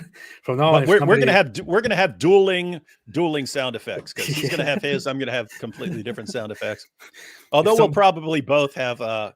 We're proud of that, because it'd just be awesome classic. going back and forth. Proud of that. If somebody talks too much for too long, I will do this. Quiet, man. I will do that from now on. When somebody's leaving, I'll do. Get the hell out of here. I'll do that. I need to work on these. I don't know. What are you going to do tonight? You're sitting there watching Netflix. Anyway, let's continue. Your fathers of the gods of the people which are all around you, near to you or far from you, so from one mad. end of the earth to He's the so other end of the earth. You shall not consent to him or listen to him, nor shall your eye pity him, nor shall you spare him or conceal him. So proud of Eat wickedness, loving God, Jesus Christ, who you believe is God, who revealed the Old Testament and revealed this as a law for the people. And you said that it's inherently immoral for the punishment of apostasy to be death. Then you are charging your own God and supposedly loving Jesus with immorality. Not sir. at all. If you don't see that contradiction and hypocrisy, It's not in the we can't least. really do much for you. Well, it's not in the least contradictory or hypocritical, because that is God actually ordering. I just can't look past the fact that what is actually going on here and what Jake is actually doing here is not arguing about Christian law or Jewish law or whatever it is. What he's actually under the surface of it all trying to say is, so why do you think what we are doing or what we want is evil? It's not evil. He just wants it to be accepted as not evil. Yes, we do believe apostates should be killed, and there is nothing wrong with that. That's notice how, because there is an issue of consistency. So Jake and Daniel, that is a relevant issue to bring up. Like if you say, hey, there's no circumstances where this should ever be allowed, and you believe that has been, you believe in a scripture that says that was allowed, then there are further questions that come up. So if you're saying it's wrong, why was it okay then? Or are you interpreting that passage somehow differently from the way it sounds to the rest of us? If so, please explain. So that there's a degree of relevance in terms of consistency, but still, you're missing all of this is to distract from the overwhelmingly important point, which is these guys are trying to build a state where these other guys are dead, and these other guys, for the crime of saying we don't want to be killed, they're labeled Islamophobes and so on, and they're blasted and so on. So you've got one group that's trying to impose this stuff, and anyone who objects to it, it's but don't you believe that 3,400 years ago this happened? And like, okay, yeah, and you're trying to build a state right now where I'm killed. You're trying to establish a state right now where I am killed, and you have acknowledged that. Can we please deal with that issue? Yeah. So Daniel Kikicher says, so what about the Jews? Again, this is the issue here. What about the Jews? You say, what about the Jews? The problem here is that you guys are the ones you don't seem to understand the history of the development of all of these laws, right? If you have a problem with the development of it, if you don't understand it, maybe you should go sit down and try to understand it and study it and try to understand why Jews do not apply these laws anymore. Try to understand why Christians never did apply these laws. Maybe try to understand these things, because that seems to be your actual problem. The issue here is that you guys sit down here and advocate for apostasy laws, advocate for killing the guy who is in the sitting world on the today. who is sitting on the opposite side of that round table that is meant to be made for building bridges. In fact, you know what? I want to question your integrity here and your consistency. You absolute weasels, both of you. You agree, Daniel and Jake, you agree and go on a show with PBD where the declared purpose is to build bridges, but you don't want to build bridges. You don't believe in building bridges. You believe in killing your opponent, and you want to justify that. So wouldn't it be the consistent thing to do for you guys to say, hey, you know what? We are actually not the right guys, not the ones that you're looking for, because we don't want to build bridges. We want to execute those who leave our religion. We want to execute those who disrespect our religion. We can't build bridges. Building bridges is against our religion. Shouldn't that be the consistent, the right, the honest thing to do? Shouldn't that be the right thing to do for you? That would be the consistent thing to do. Why can't you be honest to yourselves? Why can't you be honest to the audiences? Why can't you be honest to the host here? Tell them, we are not here to build bridges. We are here to chop off heads. We are here to kill people. We are here to massacre populations. We are here to enslave you all. We are not the right guys for building bridges. That's what you should be doing. But you are cowards. You are cowards. You don't tell people what you actually think. You want to sneak and want to go on that stage and act like it is the opponent that is actually guilty. You're acting like it is the opponent who is the problem. It is the opponent who is hateful, while you come there with the entire purpose of justifying murdering others in the name of your religion. You are bastards. That's what you guys are. Hey! Sorry. What's up with this mean comments, man? All they want is for you to be murdered. Why are you so against them all the time? I'm so emotional just because I want to be murdered. I'm sorry. I should grow up and be more serious here. Something What's directly. gone wrong for that? Now, the question here is whether the Muslims, when they put people to death for apostasy today, are likewise authorized by God in some direct manner. Now, obviously, that's what matters. yes, the question is... And it's not inherently immoral. It just matters what is the correct religion and whether or not God is actually... It's clear they were talking about two different things. You will actually... Yeah, completely. And really, these guys need to sit down and just try to understand religion.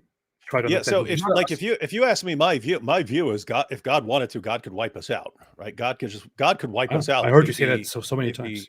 Over and over again.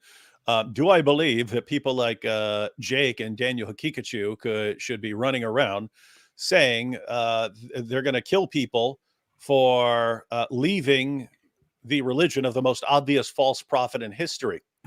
Notice, if Jake showed up and the Almighty was standing beside him and said, hey, you better do this or else, and you said, I don't care what you say, Almighty, that would be kind of a different story. The point is, they're not in that situation. Other people were, so there's really no comparison between the situation. Again, you could object to both situations, but stop acting like you're in the same situation. Yeah, Jake, nobody gives a crap about the meta of why it is wrong, or whether it is wrong or not to kill apostates. What matters to people here, clearly, like nobody wants to sit down and go through understanding. So why exactly is it wrong to murder people? Why exactly is it even wrong to murder people? No, what we're talking about is you want to murder people. You want to do that. And we have established societies, established morals, established laws, established reasoning, where we have established, you know what? We don't want to be killed for leaving the religion. We have established that. I don't want to talk with you about why it is wrong for you to have me killed for leaving my religion. We don't want to talk about that, right? We don't want to talk about that, not because it is absolutely unreasonable, but because it doesn't matter at all. And you are in no position to talk about this. What matters is that you want me killed, and that is what matters. Now shut up and just answer the question. And if we do conclude that you do indeed want me executed, then we are done here. We're done building bridges. In fact, maybe you should be consistent. You should kick yourself out of this country. So easy. Let me hear from Brother These people are such hypocrites. Islamists are giant hypocrites. for one. Brother Rashid, go for it. What's on your mind? Because this concerns me. Yep. Do you believe I should be put to death? I believe that the punishment for apostasy in a correct Islamic state is death. I believe that. So you see how these supposedly honest Islamists here don't even have the proper courage to give a straight answer here, and you have to give lengthy answers, make it vague. Just answer the damn question. The punishment for apostasy in a correct Islamic state is death. I believe that that's the correct. Let me finish. Let me just respond, sir. I believe that that is the correct punishment, which has been revealed by God, both in the Quran and the Bible. And for Robert to turn around, I asked you. Let me finish. I asked you to believe I should be killed today. And I answered you, sir. Yes or no? I answered you. Yes or no? I answered you. Should I answer? You want me to answer? I said. Yeah, you answered. In a proper Islamic jurisdiction, an Islamic nation, all of the laws of Islam and the Sharia, as revealed by God, should be applied. So if we were in that kind of state, would you do it? Including I'm not the one that with proper due process, with a proper hearing, just like any nation of laws. The laws of the Sharia should be applied, including. So what if I sat down here now and said, hey, you know what, guys? I think all Muslims should get the same treatment that Islam applies to those who leave Islam, because Islam is inherently wrong, because Islam destabilizes societies. You know, it's obviously a problem. It's obviously a problem. So let's apply the same thing. Let's be consistent from our perspective. Islam destabilizes society; it makes things bad. So, we should apply that very same law to Muslims. How would that be? Would you guys think? Would you guys be like, "Oh no, I disagree with that," or would you guys become emotional? You don't even have to go all the way there. I mean, just think about it. I mean, in France, if they say you can't wear a burqa to school or something like this, these guys lose their minds. And I've pointed out, Islamophobia. I'm to some degree, I'm not crazy about governments telling people what to wear and so on. But I mean, think about this. They complain, "Oh, how dare you oppress us like this?" Like, wait, you're saying kill people for making their choices. You're saying, hey, you shouldn't interfere with this woman's choice to wear a burqa. You shouldn't interfere with that. The government should not interfere with that. And you're like, no, we want the government to murder people for recognizing that Muhammad is a false prophet. Very strange. And this is where I don't know. This is where I guess I would expect Patrick but David to stop and think, oh, something went here really wrong with the planning, because obviously you can't build bridges like that. Yeah, I mean, he said he didn't have a discussion with these guys beforehand, so he was probably like, wait a minute, these guys are saying these other guys have to die? What? I was planning on talking about building bridges against trans stuff. But anyway, let's talk about all the stuff these guys want to murder stuff. Let's talk about Dylan Mulvaney, please. The death penalty for not only apostates but also blasphemers. That's Robert. So that's Robert. We did answer. Yes, we did answer. Yeah, so I should be killed.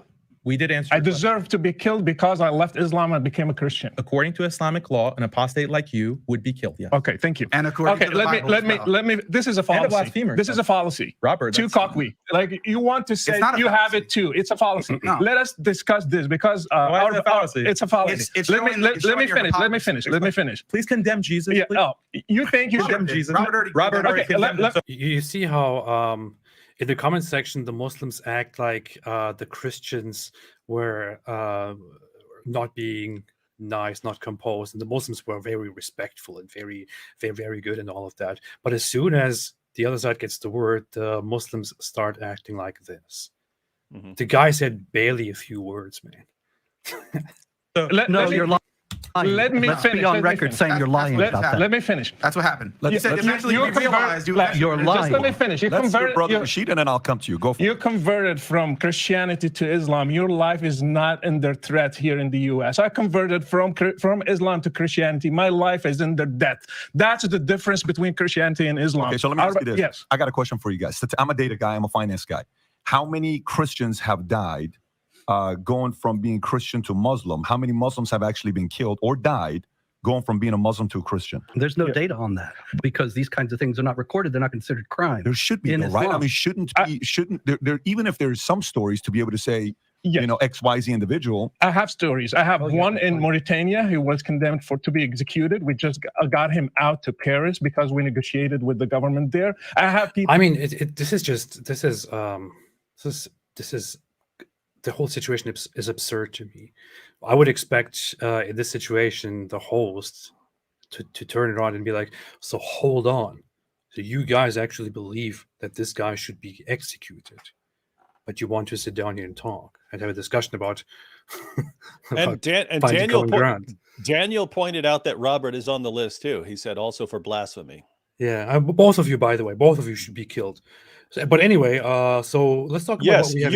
You guys are both under a death sentence as soon as we establish our Sharia compliant hellhole. Now, the real question is, why are you guys so against us establishing a Sharia compliant hellhole? We can't figure this out. Why are you guys against this stuff? But anyway, we don't get it. We're going to kill you. We're going to kill you. But why would you say anything against it? But anyway, let's talk about the LGBTQ agenda now. So. Let's focus on Dylan Mulvaney.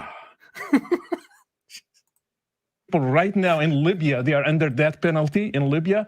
I have people who got killed in Jordan, for example, because I do my show, people contact me. I have people who got killed in Jordan. Their parents killed them because they became Christians from a Muslim background. Look, he's so emotional. So emotional. That's what they're saying.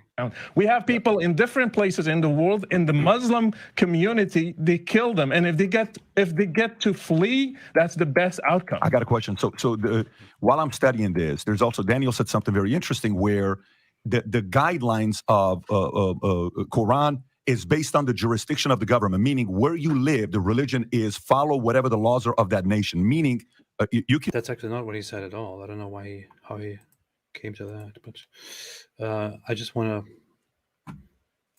to play a clip here. Yeah, to be clear, they are saying that in order to it's the same position of Ali Dawa, that once you get your Islamic State, then you enforce Sharia. It would have been an interesting question to ask them, well, what about, when Robert has a cartoon contest, do you think there's ever a situation where you murder these people in a non-Islamic country? Like, do you think there's a situation where you gun down cartoonists or something like that? Because I'd be interested in seeing what they say. Like everything they say when you ask about these laws, they say, that's for an Islamic State. Yeah. But Muhammad certainly allowed some of this stuff to be carried out not in an Islamic State. So wonder what they think. Daniel Kikic said 500,000 dead Iraqi children before 9/11, all in the name of secular liberalism. Stop being emotional. Yeah, can you imagine if I was Daniel Hakikic and I'd be going, emotional. oh, poor 500,000 dead children. That's how he would respond. Isn't this how you guys react? Isn't this how you guys react to oppression, to blood, to stuff like that? When the other side complains, when the other side points out that Muslims, that Islamists are oppressive, that Islam is oppressive, don't you guys say, "Oh, only emotions, no arguments at all. Stop being emotional. Emotional arguments." Why do you then mention these things? Stop being emotional. Do you want consistency? Or do you want to sit down and actually talk about the value of human lives?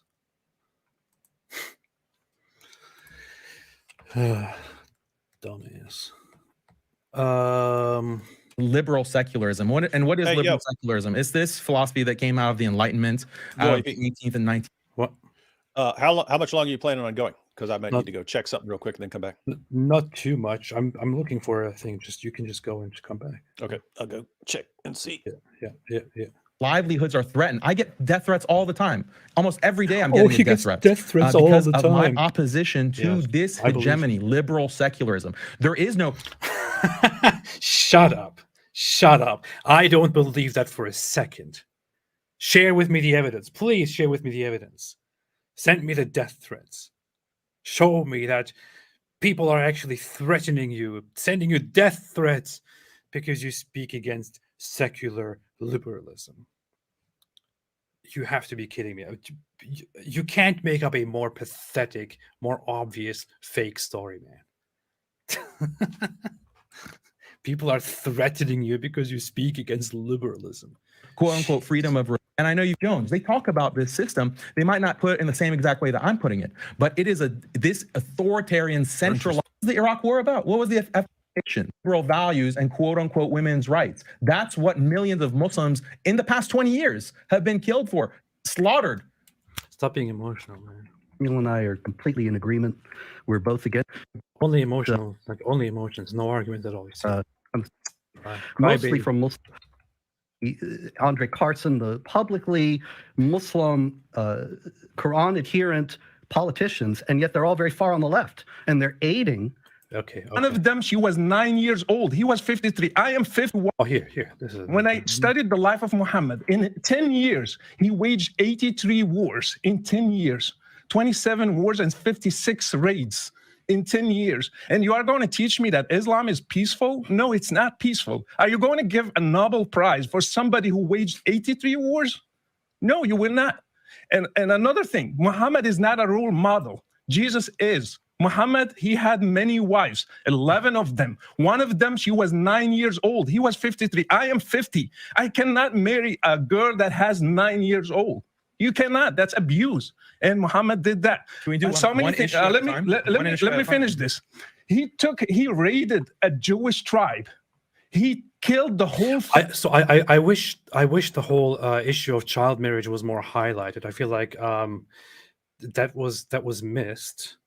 But I wish they had pressed Daniel Kikuchu more on highlighting, on talking about child marriage, because it would be very nice. It would have been very nice to see Daniel talk about whether it's okay to marry little children or not. That would have gone over very, very well with the audience. Of course, you wouldn't see that in the comment section or anything, because that's where the Muslims spam the comment section to make it look like everybody loves the Muslims. But I wish the audience had heard that. That would have been good.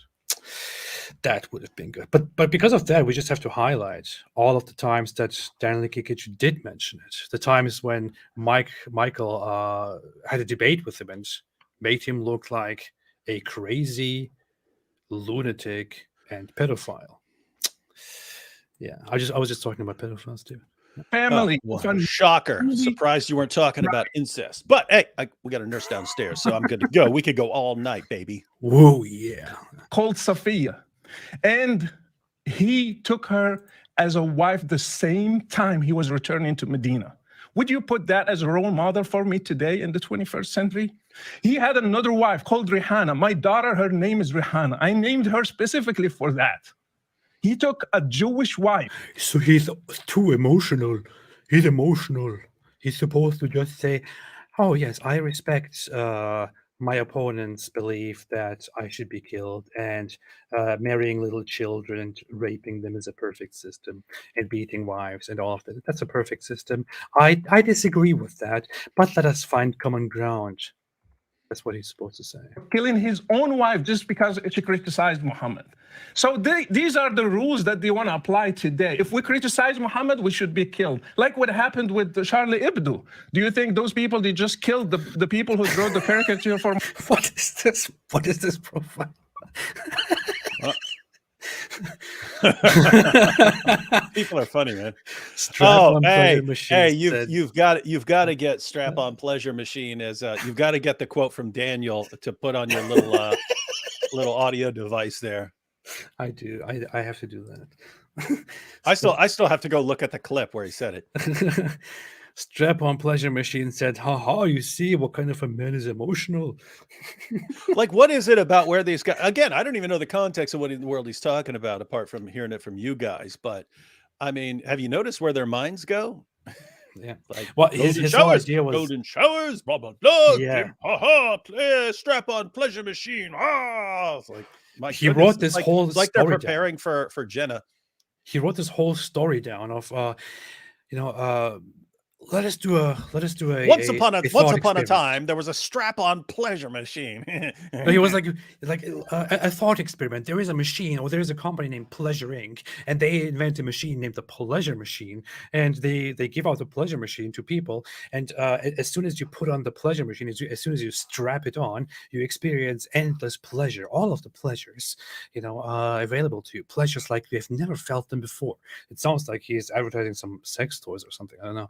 And Hey, maybe he's going to be advertising Ali Dawa's what was Ali Dawa? The orgasm intensifiers that he was selling on his channel. So Daniel's got his strap-on pleasure machine, got Muhammad Hijab with his golden showers and so on, and Ali Dawa with his orgasm intensifiers. These are guys lecturing us on pretty much everything. They should be coming together and working toward a science to bring humanity closer to the sexual strength of Muhammad. And Matter of fact, that would be the perfect advertisement. We should do that. We should advertise Ali Dawa's pills and say, "Do you want to have the sexual strength of 30 men just like Muhammad? Uh-huh. Hey, did you only get through 3 of your wives, and then you want to get through 9 or 11 like Prophet Muhammad?" Addison Weir said, "Is IP going to debate Muhammad Hijab? I hope he does, because that would be entertaining. Maybe Maybe as entertaining as his debate with G-Man." Not sure if that would actually happen, but I don't know. Muhammad Hijab doesn't really do debates where he doesn't control the room, and I doubt that anyone who knows him by now would give him the advantage of actually going to a Muslim organized debate or anything. He's a coward. He's scared. Oh, I didn't put that on you. Come on, man. You little weakling. You're scared. You're finished already. Look at me. You know you're done. Okay. Royal Castrator said, "Where's the pleasure machine when you need it?" Mathis Lizot said, "Hi, David." Hey, Mathis. What do you mean, hey, Mathis? Hey. Hi. Wow. You actually say hi to people? Wow. It's like saying I'm only 5% pregnant. Yeah, like the 5%. Muhammad just because like that? No, because it's written in Islam that they should kill people who criticize Muhammad. So Islam is a big problem. Even the 5% can kill whole humanity. 5%. 5% pleasure, 50% pain, and 100% reason to remember the name. Daniel.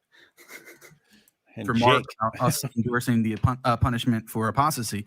Yes, we do. Why? Because our claim is that we are actually faithful to our scriptures. You guys are not. You want to avoid the Old Testament, and I want to give you an analogy. Isn't that interesting? When we actually obey the commands of the covenant that we're under, we're not being faithful to our scriptures that command us to do those things. What we're supposed to do is to look at all the commands that are directed towards us as part of our covenant, and then say, you know what? Heck with those. Let's go to the commands of this other covenant and live by those. That's what these guys are saying real Christianity is.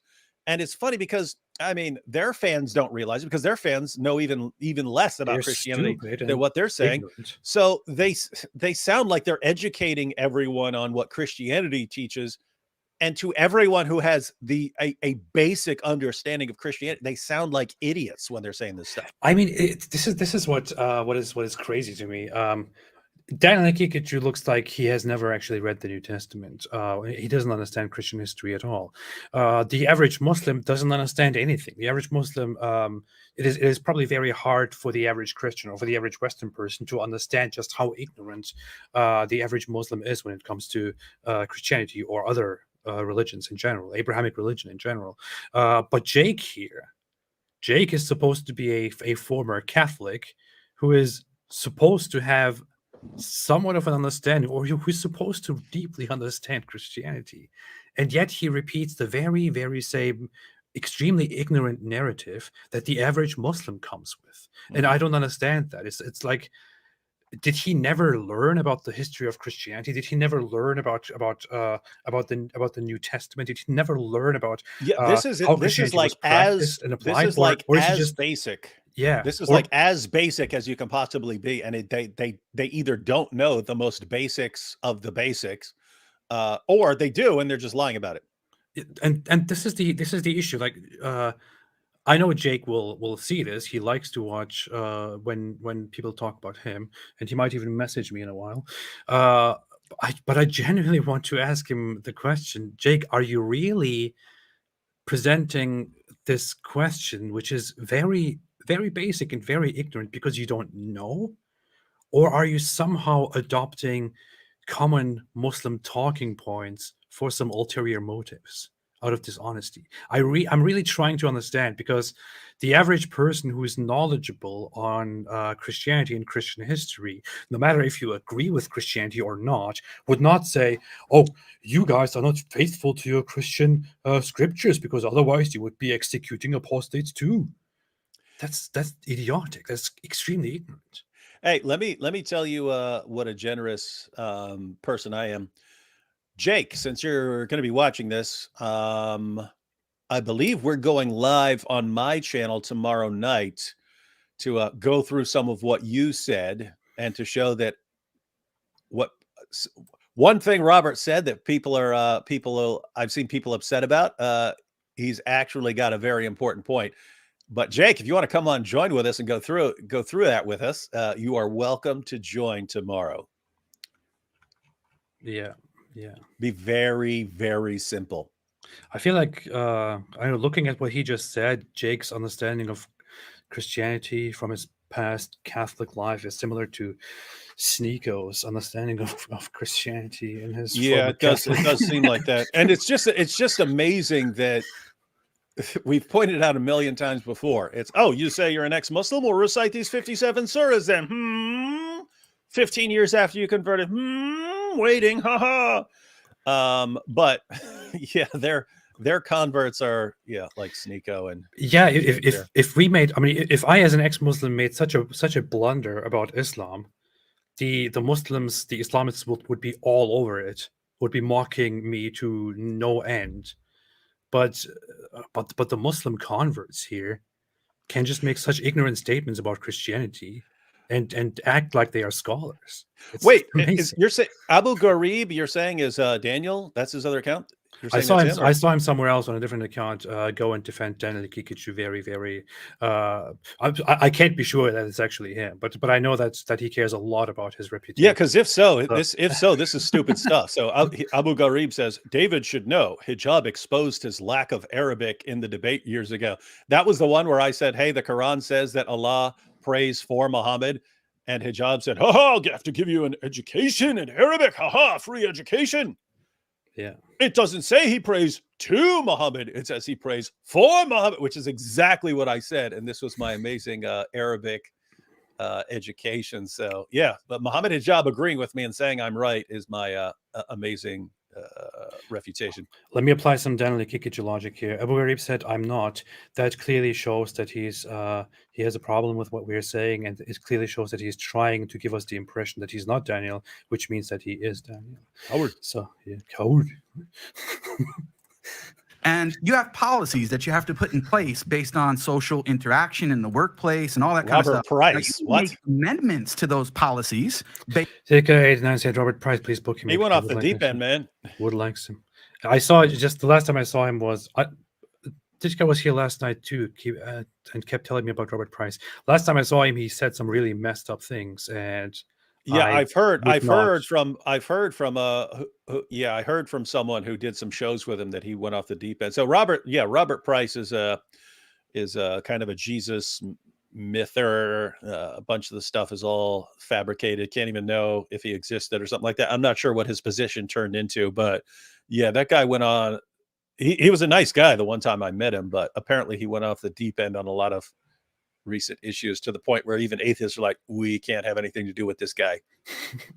He was on Derek's show, Myth Vision. He was there regularly, and he actually had a friendship with him. You know, like Robert Price and Derek like became friends and were doing shows regularly. But after a few things, Derek had to tell him, Robert, I'm sorry, but you can't come on the show anymore. You know, I simply can't do this. As much as I value our friendship, the things that you say, I can't have them on my show, because there were some really extreme, really messed up stuff about protesters, about shooting protesters, and some really, really messed up old time racist stuff. I don't know.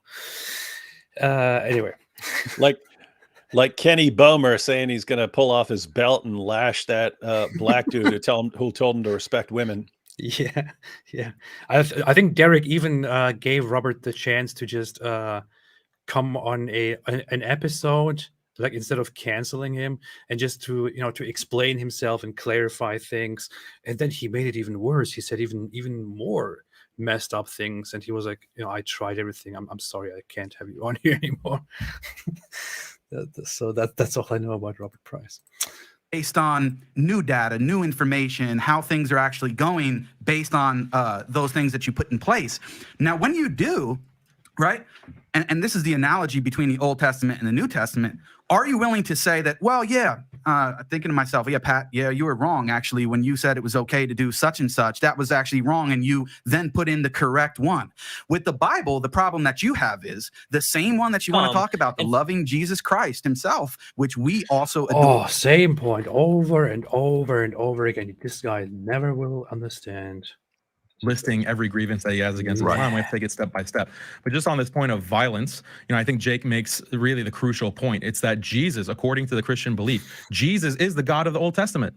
And he's the one who's commanding Moses, for example. Okay, point taken. Thank you so much. So anyway, you guys want to kill apostates, right? Yes, okay, fine.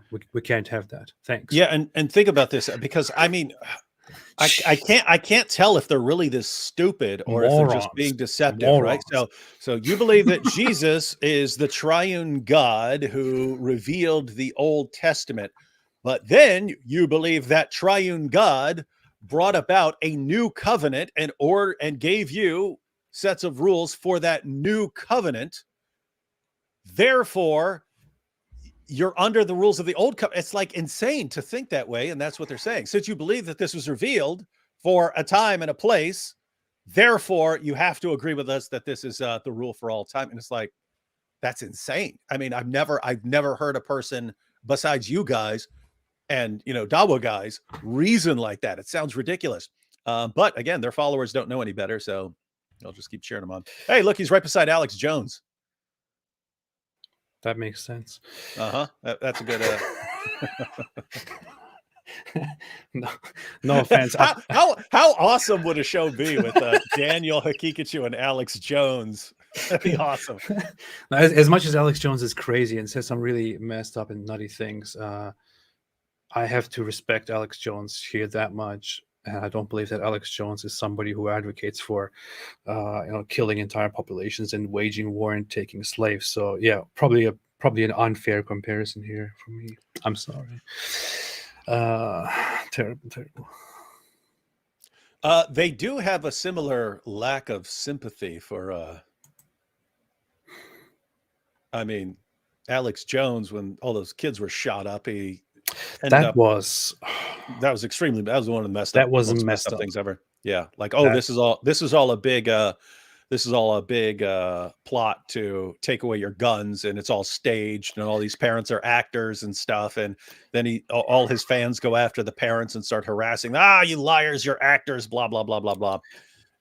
It's pretty messed up. But notice it's very parallel to Daniel. Like he would not have any concern for the parents there. It's like there are people who still defend him over that, but I feel like, like the guy, hate the guy, but man, imagine you send your child to school and your child gets brutally shot and killed in a shooting, and then there's this guy going on his show and telling millions of people, hey, you know what, that's all, that was all staged, it was all a plot just to take your guns away. Imagine how you would feel. Yeah. And especially all the comments, show us the pictures of your child's dead body, or we don't believe it happened. That's messed Why up. aren't they showing the pictures? Why aren't the media showing the pictures? Yeah. Anyway, it was kind of off topic. But, yeah. Anyway, that was really messed up.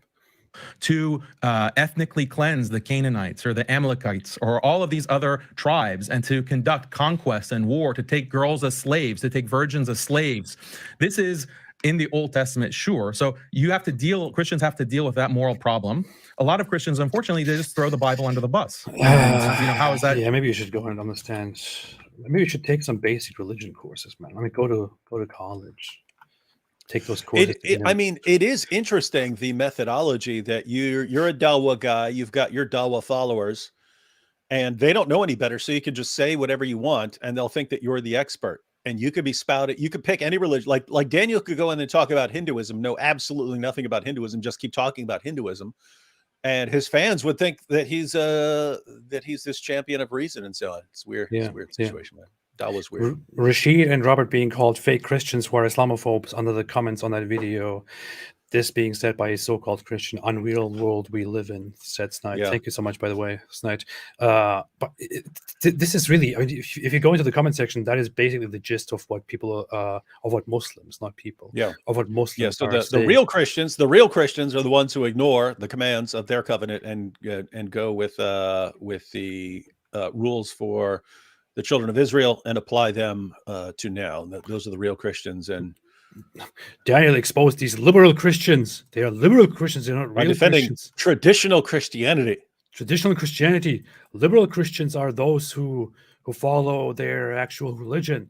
But those who follow the New Testament, those who follow the Christian morality as it has been for a very, very long time, they are not real Christians. They are liberal Christians. Traditional Christians disregard all of Christianity and follow exactly what we want them to follow. That's how you guys sound to outsiders. You idiots. That was rude. I don't know, man. I mean, here's the thing. Like, I can sit here and say, you guys sound like complete idiots. You guys are stupid, ignorant. But then can I really blame them? Like, they don't know. Because when you grow as a plant in Islam, you take in only the amount of knowledge that Islam gives you, which is not a very big amount of knowledge. It's very little water that you grow with as a plant in Islam. And with that, you are then trying to show your knowledge and your virtues to the world, and it looks ridiculous because in the rest of the world, people get a lot of water and a lot of knowledge which they acquired over the years. Because Muslims only have the Quran, and they don't have the Bible, they don't have the biblical history, they don't have anything, they don't have access to that. They are basically blocked from reading the Bible, from learning more about the Abrahamic religion, from learning about other religions. All they have is this tiny book here called the Quran, which misses basically everything that almost everything that is there in the biblical history. And then they try to come and have a discussion about Christianity, about what Christianity actually is, about how Christians are actually supposed to act, and they look ridiculous. And can you really blame them? I don't know. That's the problem. The Real Masker said, how dare they ban burqa? How dare they criticize Islam not wanting girls to study, aka reject Western pleasure machine? Now where is my 5-year-old wife? That's perfectly functioning moral compass. Yeah, perfect. And also don't say the F word while I want to execute you. Yeah. Sex with 4-year-old, 5-year-old, that's all good. F bombs, no. That's the line that must not be crossed. I am done. You will not say the F word to me. I will have you executed because you blaspheme and you leave my religion, but do not say the F word. I will not tolerate this perversion, this transgression. Right Allah said, Daniel Hakid Achu. He's a Yeah. So in the book of Revelation. So Jesus is also very violent. And then finally, you have canon law. You have the church tradition. So if Robert wants to denounce canon law, because when you have canon law, it has slavery, it has a marriage age of 12 years old in canon law, it has punishment. Hey, what happened to that? Did he change Muhammad would have been condemned for blasphemy. It has even, strike. Abu Gharib, aka Daniel Hakikichu, just began learning about Christology, and he needs to wait for the early church fathers to appear and discuss the nature of Jesus, and he's somewhere 2,000 years behind. I wonder how he's using the internet here. Taking the wife, the disobedient self. Oh, the Old Testament is for those times. It's not applicable now, right? That's the argument. The violence, the killing. All right, we got it. You don't get it. That's for doing this. I think a very, very long way of admitting that you don't understand. You mean to tell me you're okay to hit your wife and do this and do that and apostasy and all this stuff? That's ridiculous for you to think that. And then you may say, well, look, we're at least staying committed to our faith. They're not. They're picking and choosing what they like, and they're not. That could be the argument. They're picking and choosing between the commands that are for them and the ones that aren't. And they keep choosing the commands that are for them and not the ones that aren't. Shame on them. They keep following their religion. Yeah. They keep following their religion. Why are they doing this? Stats came out right now as well about Pew Research on statistics on Muslims' view on LGBTQ. You're now going to go through this as well with your faith, with your religion. Pew Research says that 52% of American Muslims believe homosexuality should be accepted by society. Oh, yeah. This is according to Pew Research. Among Muslim American millennials, that jumped to 60%. This was done in 2017, so it's 6 years old, which I would assume it's even higher today than what it was then. The survey also revealed that Muslim women are much more accepting of LGBT people than their male counterparts. They're at 63%, men are at 42%. Just so you know, the difference between women and men, about 21% difference. And a vast majority of religious LGBTQ Americans are Christians, split fairly amongst Catholics, 25%, Protestants, 28%, and Christian denominations. Now, I have to say one thing here, which is American Muslims are very distinct in how they view social, moral things. American Muslims are significantly more, open to different issues and significantly more secular compared to the rest of Muslims around the world, especially compared to European Muslims, if we are talking about those outside the Muslim world. And that has always been the case. Muslims in America have always been more secular than Muslims anywhere else.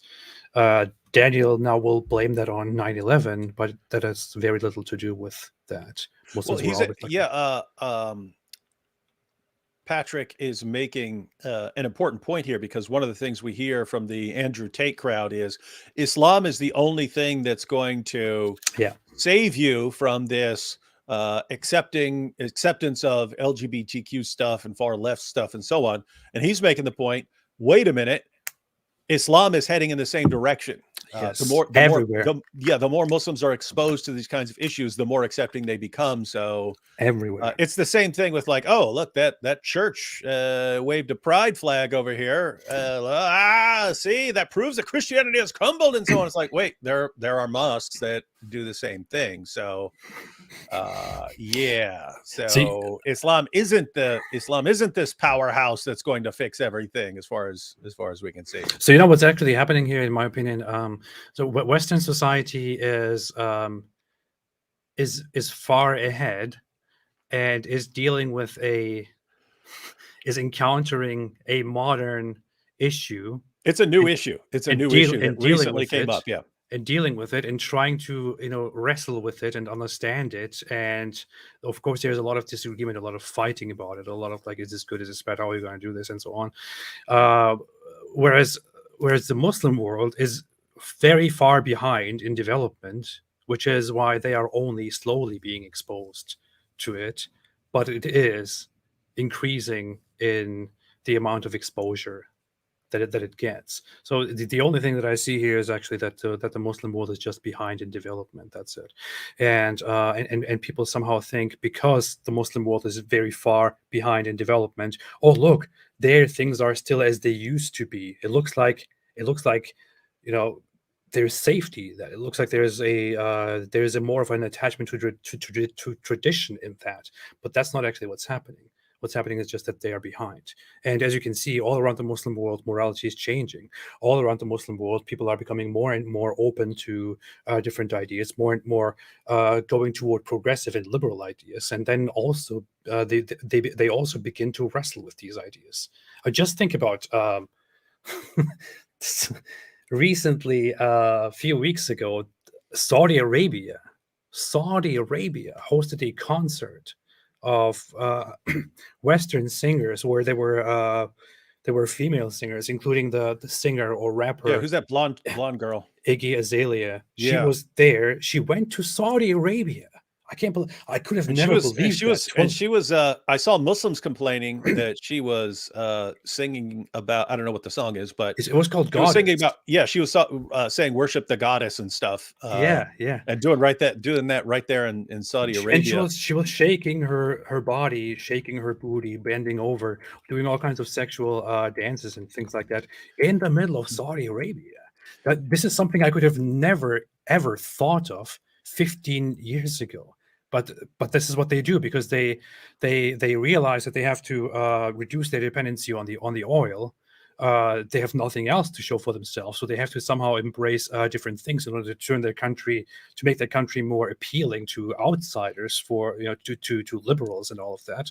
So they think, okay, what else are we going to do? Let's do something that appeals to people that will bring us a different kind of wealth, and they move away from Islamic values, just like the rest of the Islamic world. Now, you say, oh, look, the West has all these problems. Society, morality is declining. This is why Islam is the solution. Islam is the solution. Then why is the same thing happening to Islam? Yeah, and you see the Tate mindset with Islam is the only thing that's going to survive and thrive in the midst of all this chaos and so on.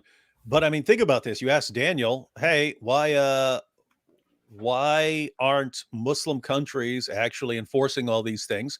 And because of secularism. Yeah, because secularism is so powerful that it overpowers all these dozens of Muslim countries.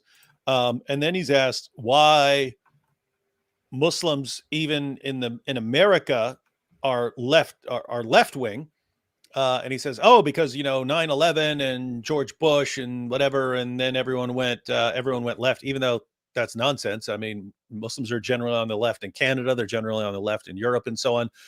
So that's nonsense. But notice, Robert points out that Rashida Tlaib and Ilhan Omar and Keith Ellison, the actual Muslim politicians who get voted into power by Muslim constituents, they're like extreme far left.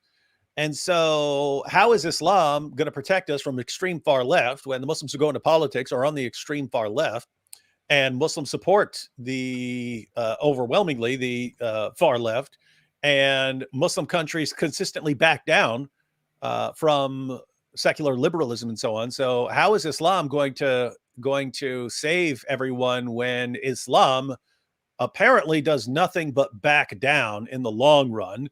They may be a little behind the times because they were a bit more isolated than the rest of the population, but they're heading. This is what Patrick just pointed out. They're heading in the exact same direction. So, yeah, I mean, what Daniel's going to save it? Daniel and Andrew Tate are somehow going to say it when the Muslim world is heading in that direction.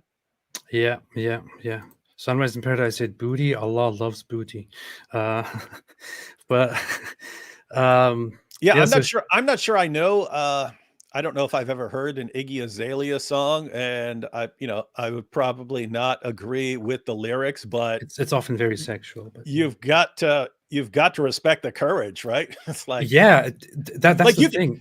You can do something stupid and crazy that I would disagree with, and I still think, I respect the courage. And so going to Saudi Arabia and singing that. Plus, she was invited back to Saudi Arabia after, so she went there for a concert that she agreed to, and she actually apparently her team handed the songs that she will sing before she went there, and one of them was clearly called Goddess with the lyrics, and the lyrics, if you can, I'm if you talking about a want to lot. look at them, and it says Al look Usan here. Manat, goddesses. Oh, look. we should rewrite the lyrics to where it's called goddesses, and it's about a lot Al Usan Manat. Look at this. Lord, let me know if you got this. Preaching about prophets. It ain't no one man can stop us. Bow down to a goddess. Like Bow a lot down to a goddess. Like a lot Alusa and Manatis. Oh, Hey, maybe see how I rhymed it? look, she says it 3 times here. Bow down to a goddess, bow down to a goddess, bow down to a goddess. 3 times. And Coincidence? I bet the whole crowd is like bowing down to her and stuff like that. Yeah, bow down to a goddess, God. And she was dancing there and saying, bow down to a goddess, bow down to it's insane to me. I don't know, it's surreal that this is happening in the birthplace of Islam, where Muhammad started his religion. This woman goes there and says, prophets, this and that. No man, bow down to a goddess. That's what she's saying in the middle of Saudi Arabia. It's just crazy. Yeah, I have to say, guys, if Islam can't protect you from Iggy Azalea, you're in a bit of trouble here. Yep. You are in big trouble. Plus, you also split or tore her pants and then had to get off stage or something like that. You see, Allah split her pants in front of everyone. Ha! You see the punishment and the power, the haq and the hikmah. And here's what she said. They had to. The police came and said, "Cut it short now," and people thought it was because of the pants. She said, "They really wouldn't let you just change pants." She said, "I did, but I also said, ladies, make some noise. It's a woman's world." And apparently that sent the authorities over the edge. LOL. I'm cool. I just didn't want the fans to be sad or angry at the show's organizers because it wasn't their control of mine. It was the police at the side or something. But This is funny. She actually goes there to Saudi Arabia and says, I don't even know what I did. I split my pants and I said it's a woman's world and worship the goddess, and these morality police had a problem with it. she actually went there to Saudi Arabia and said, "It's a woman's world. Make some noise." This is fantastic. That's funny. Are for it and It is very funny. about it, and then it's bringing out more flaws and arguments in the Christian religion. And I'm saying this as a Christian myself. What's your rebuttal to that? Well, what you're talking about in a large part What are you is talking a about? retreat from and a rejection of Christianity, not actual Christianity. Christianity stands for certain values, stands for certain principles. And when the West was Christian, then you didn't see all this craziness that you see in the society today. It's when the West starts to discard Christianity that all these things come in. Like Chesterton said, when people stop believing in God, it's not that they believe in nothing, they believe in anything. And we're seeing that illustrated every day. AP. Insane. AP. Yeah. Robert Spencer destroys the apostate prophet with this one. But he's looking the other way. He's not even looking at me. Look at that.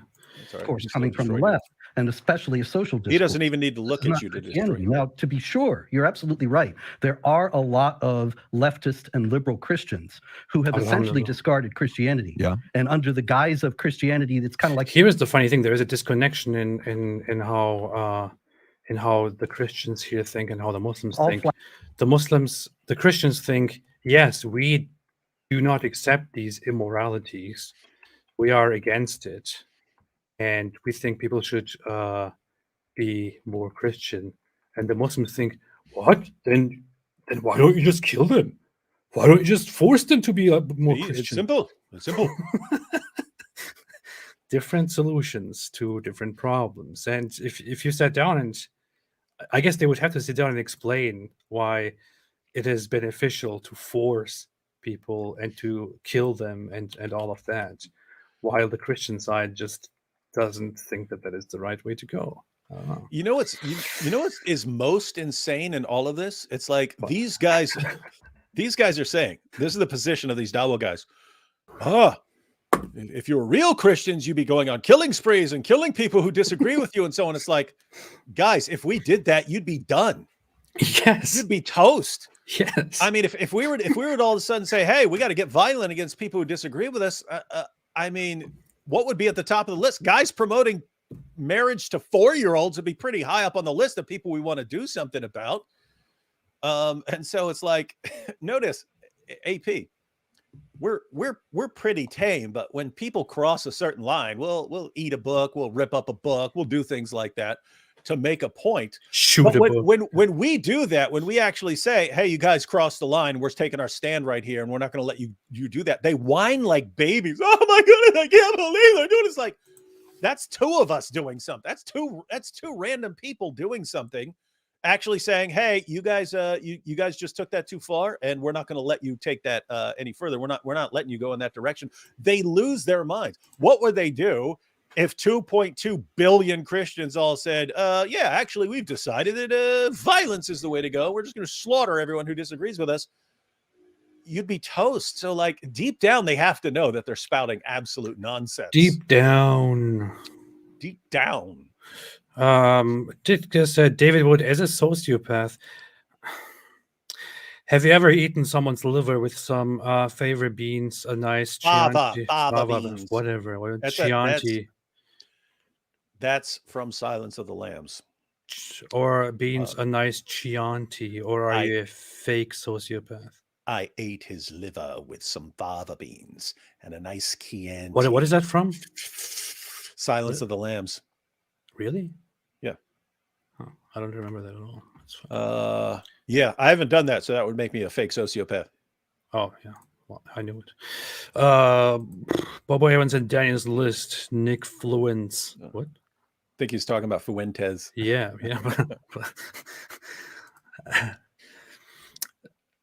Not saying anything now. Cedric said from the Bible, yes, just like the polytheistic pagan name Daniel. Oh, I think he's referring to his name. Yes.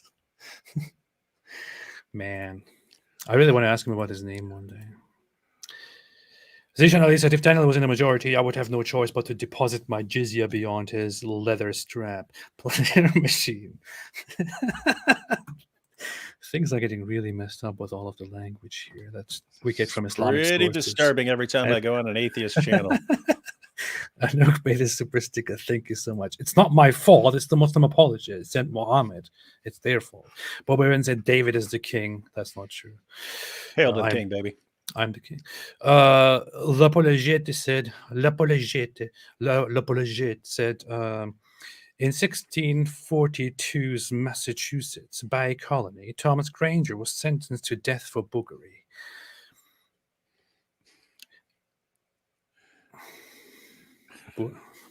But buggery can be a couple different things, but the I pulled it up.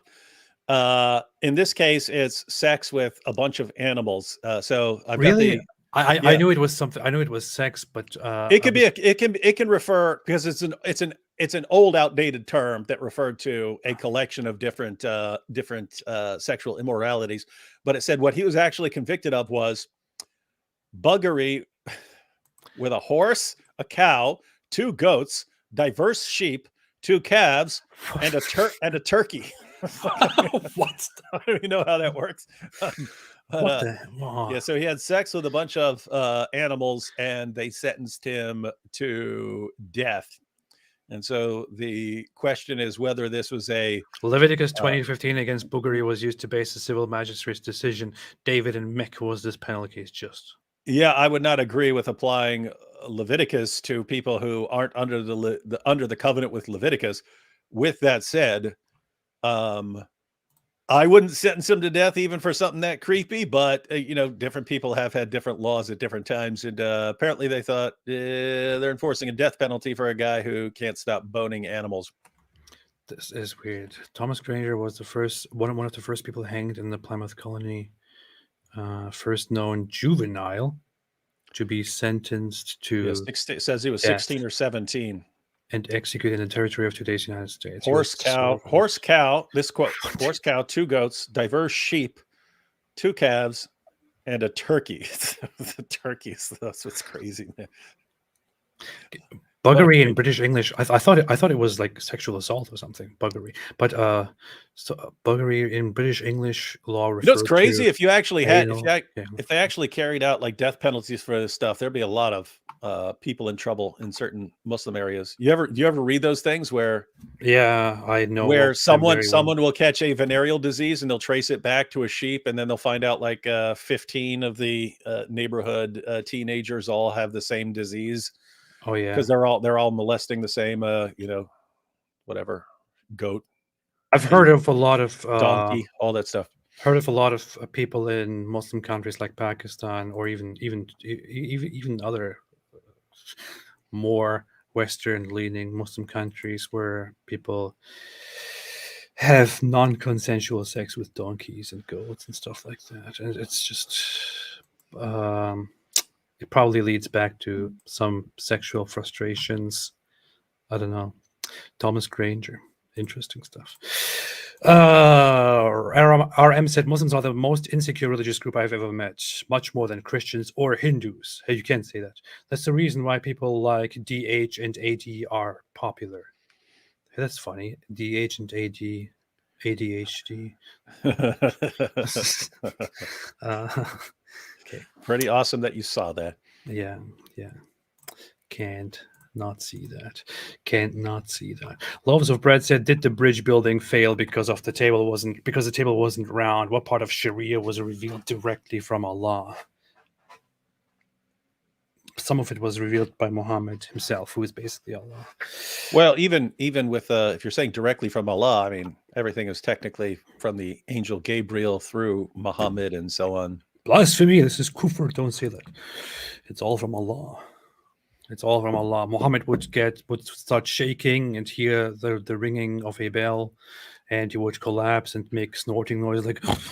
Yeah. Whenever I see that, I think this person is clearly a prophet of God. And that's how Allah would send a message. Doesn't that make sense? If somebody starts shivering and shaking and sweating and getting red and collapses and makes snorting noises and has to be covered up and is scared, that clearly means they are getting revelations from Allah. Mm-hmm. Obviously. Why are people questioning this? Anyway, okay, let's look at a few more things here and then. Or free, and that's why the abolitionists they started in the West. I have a question for you. You are benefiting from human rights and freedom of religion in the U.S. Good and point. you are trying to get us back to Sharia. For example, you converted from Christianity to Islam. Alhamdulillah. And you want to bring the law that kills the apostate. Do you want to be killed for converting from Christianity to Islam? Do you want that? Do you believe it's correct? Do you want it? What a stupid objection! Yeah, think about this. You idiot! Yeah, he's saying you're the one you're the dope. You're the dope who's telling Christians that in spite of their scriptures clearly saying otherwise, they're supposed to go by Old Testament laws about apostasy. You're the one saying, no, you guys have to follow. You're not real Christians until you enforce the death sentence for apostasy. And Rashid's going, are you serious? You really want that? Because you're an apostate here. He's going, do you believe in that? Do you believe Jake, in that? did you fry your brain with your shahada? I mean, what kind of idiotic response is that? I mean, anyone can see that this is such a moronic response. This is so logically flawed, so logically wrong. You should be seeing this. He is asking you because that is your belief. Would you want this applied? Why would you turn that around on him? That doesn't make any sense at all. Yeah, I mean, my God, so stupid. It's absolutely insane. He's telling Christians to whom it has never occurred that they should be enforcing an apostasy law. And he's saying, you guys need to do this. And the question is, do you really want us to do it? And do you believe in it? It's like, my God, I don't even know what to say. I don't even know. It's so dumb. So Brother Rashid is presenting the hypothetical and saying, so you think this is right? Well, would you want this to be applied to you? How do you feel about that? It's like, well, do you think it's correct? Dude, that is not the point, you dumbass. That's not the point. This guy's masquerading as a philosopher. He's calling himself metaphysician. I mean, I hear Like, this. this is basic. This is like, I don't know how you'd pass like introduction to philosophy, writing a paper with this kind of logic. I mean, I hear this, and the moment I hear this, my knee-jerk reaction is like, what? That doesn't make any sense at all. That is stupid. And this guy here is sitting down claiming to be some philosophy genius and comes with that response. Jake, maybe you will realize after after watching yourself here again that this was an incredibly stupid response. He won't. And maybe you will think, oh, you know what? That was very stupid of me. That doesn't make any sense at all. He won't. Okay, He'll be like, no, the criterion for these guys is not whether it's what they're saying is logically coherent or whether it makes sense or anything else. It's, do my fans cheer for me when I say it? If so, that's all that matters. And so I haven't looked at what his fans are saying about this particular thing, but I guarantee they're going, oh, great point, Jake. Oh my goodness, you owned him on that one. And that is the difference between I'm speaking for the audience there, for the Muslim audience. That is the difference between education and logic in a Western world and in an Islamic world. But then the issue is, we're talking here about Jake, who's supposed to be an educated Western person who analyzed and studied philosophy and deeply understands and is a genius, and he has nothing but wonderfully deep reasons to believe in Islam, and he is here to crush you. He can destroy anyone in a debate, and then he gives this response. Oh my god! Oh boy! If I was as dirty as these guys are, I would just take this moment, make a meme out of it, turn it into a joke, and say, you guys really want us to take this seriously? These are the regular Muslim debaters, average Muslim apologists. After this, nobody should ever take him seriously. That's how dumb this is, Jake. If it's correct. So he doesn't answer the question. Do you want it? Give us the principle is the golden rule. Do not do to people what you don't want them to do to you. So you talk for a long time. Can I respond, please? Okay. Both of you keep running from the Old Testament and the argument that I've given. Jesus stopped it. We are not running. Jesus stopped it. We let you speak for a while, sir. Please let me talk. Okay. Is Jesus God? Well, yes. The answer is yes. You do believe that. Did God He just became a Christian. reveal at least parts of the Old Testament? Well, of course you believe that. Now, Robert wanted Jesus God. Yes, sure. Distinction. He brought up an example about Paul trying to remember how many people he baptized. But in the Old Testament, he's so angry that he forgets to think, I guess. Child and infant, ox and sheep. God actually say this? And if so, hey, that's what I want to talk about tomorrow. Hey guys, he quotes 1 Samuel 15:3. Let me see if I can pull that up real quick. I'd have to open. Let's talk about that tomorrow. I just want to highlight one more thing. Just wanted to point out that we are going to be addressing that if people would like, because that is a touchy subject for lots of people. 1 Samuel chapter 15 verse 3, just completely massacre all the Amalekites. If you guys would like to talk about that tomorrow, and as I pointed out, Jake, you can join us if you want to actually go through the passage and see how. I think you got a problem with your point. What in the hell? What? I'm just seeing a comment from that guy who said, I still can't grasp that Jesus had a mother and Adam didn't, from the Muslim. And I'm just thinking, what points do you think you just made? Jeez, oh my god. Yeah, they always go. Oh my.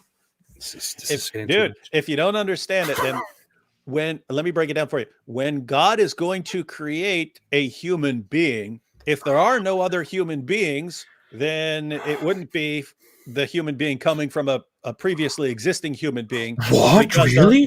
There isn't one. Therefore, God would just have to create that human being. Then when God creates another human being, he either would have to create another separate, just completely, original human being, or create the human being from that other human being. And then after that, then if you have a man and a woman, then, you can reproduce by procreation and so on.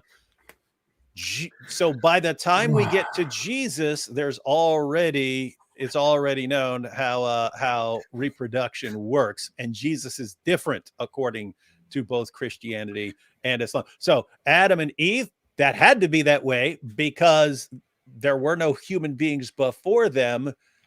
Jesus, the question is, why is he born of a virgin when That's the question. Yeah. That's the question, dear Muslim. That's the question, dear Muslim. Why is Jesus around why Adam didn't have a dear mother? Muslim, why is Jesus the only human?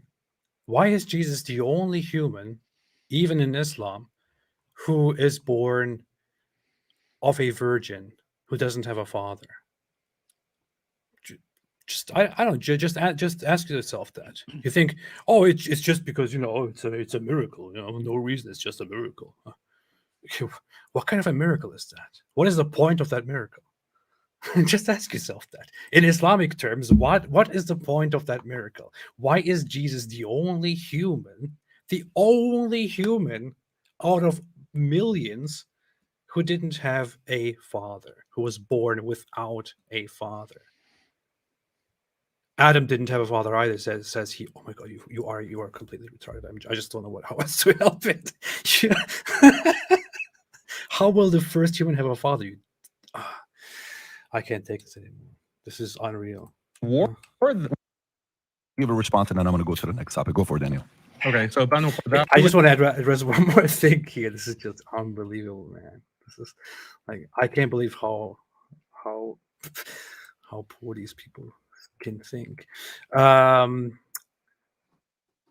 was one more point here that I quickly want to address, where Robert, I think, asked Daniel why he is not going to a Muslim country. Of traditional societies, especially Muslim societies, is much more conducive to family. It's more of a family, community-based life as opposed to an individualistic, rat race, everyone is out for himself type of lifestyle that you live in the West. And that's because of the hegemony that we're talking about, because of liberal.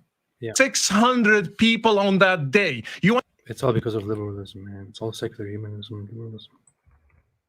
There's one part where he was asked, I don't have the timestamp for that, and this doesn't. We'll be doing a couple more live streams on some. Meaning that if you abandon the group, you are threatening the group, and that's why every business, every university, every society. Oh wait! This is actually good. We ban your channel, will get in trouble, and then you can be prosecuted. I love girls, and we got to just name your kids anything. You have to name them those. Totally get it. So for you, it's not even your level for that is for somebody to go. But why is that? But that's not the treatment of all Christians. So I totally get that. But why do you believe that? Why do you believe if a Muslim becomes a Christian is the death penalty? Why do you believe this is what I want to explain is that, first of all, this is found in every religion. It's found in every culture. The idea I believe it because it's found in every religion, even though it's not. And in the group, you are threatening the group. And that's why every business, every university, every society has community guidelines, for example. Yeah. If you violate the community guidelines, it's not called blasphemy, it's called a violation of community guidelines. You're expelled from that community, you face consequences. How dumb can you possibly be to compare the apostasy punishments to community guidelines? To me, so when I interview these guys, one of the things that they have, and Sammy is a very much of a, he says, had him on the podcast before. This is an interesting point. Restrict religion has this traditional Christianity. That's why heretics were punished. That's why apostates were punished in Let me ask a follow up on that. Sure, so when you say to me, I've interviewed almost any of the major living mobsters. I've had them on the podcast before. I don't know there we go. Stuff that you would watch. A lot of them. Sammy the Bull, Michael Francis, a lot of these guys. Okay, so I can see you with your last name. Yeah. So when did you get that Jake is of Italian origin? He's Italian, yeah. Brancatello. I interview these guys. One of the things that they have, and Sammy is a very much of a, he says, look, I'm a mafioso. I'm a true mafioso is what I am. Till today, he's in his late 70s. He still says that, right? If you step away from the life, like you could get killed if you step away from the life, right? Okay. Just like in Islam. You choose this life. You celebrate it when you become a made man. Now you want to leave? You got the benefits of being a made man. Now you want to leave? We're going to take your life. If based on the principles that they follow. Finished, boy. But that's the mafia.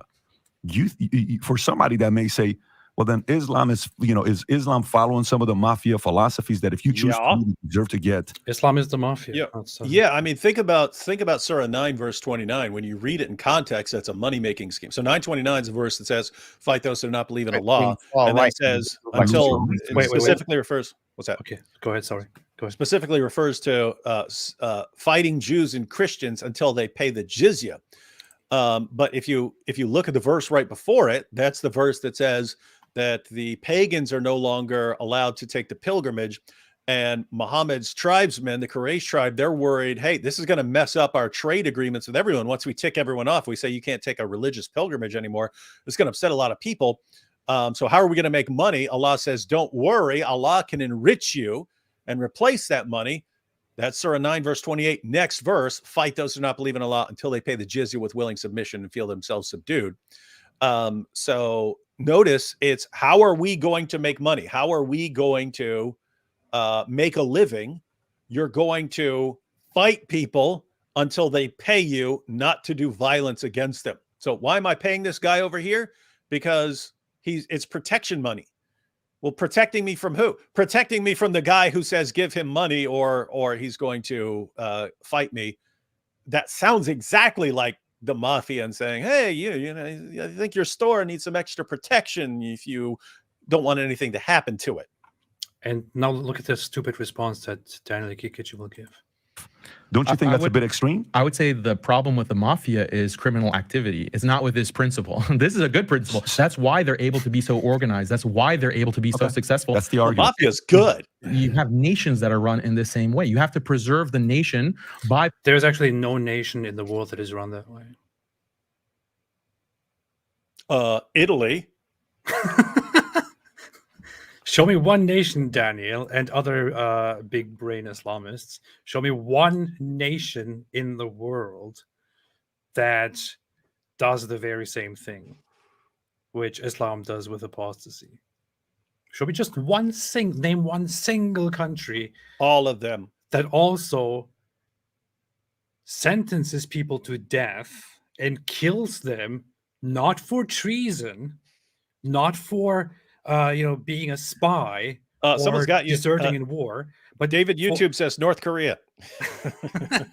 Okay, fine, fair enough.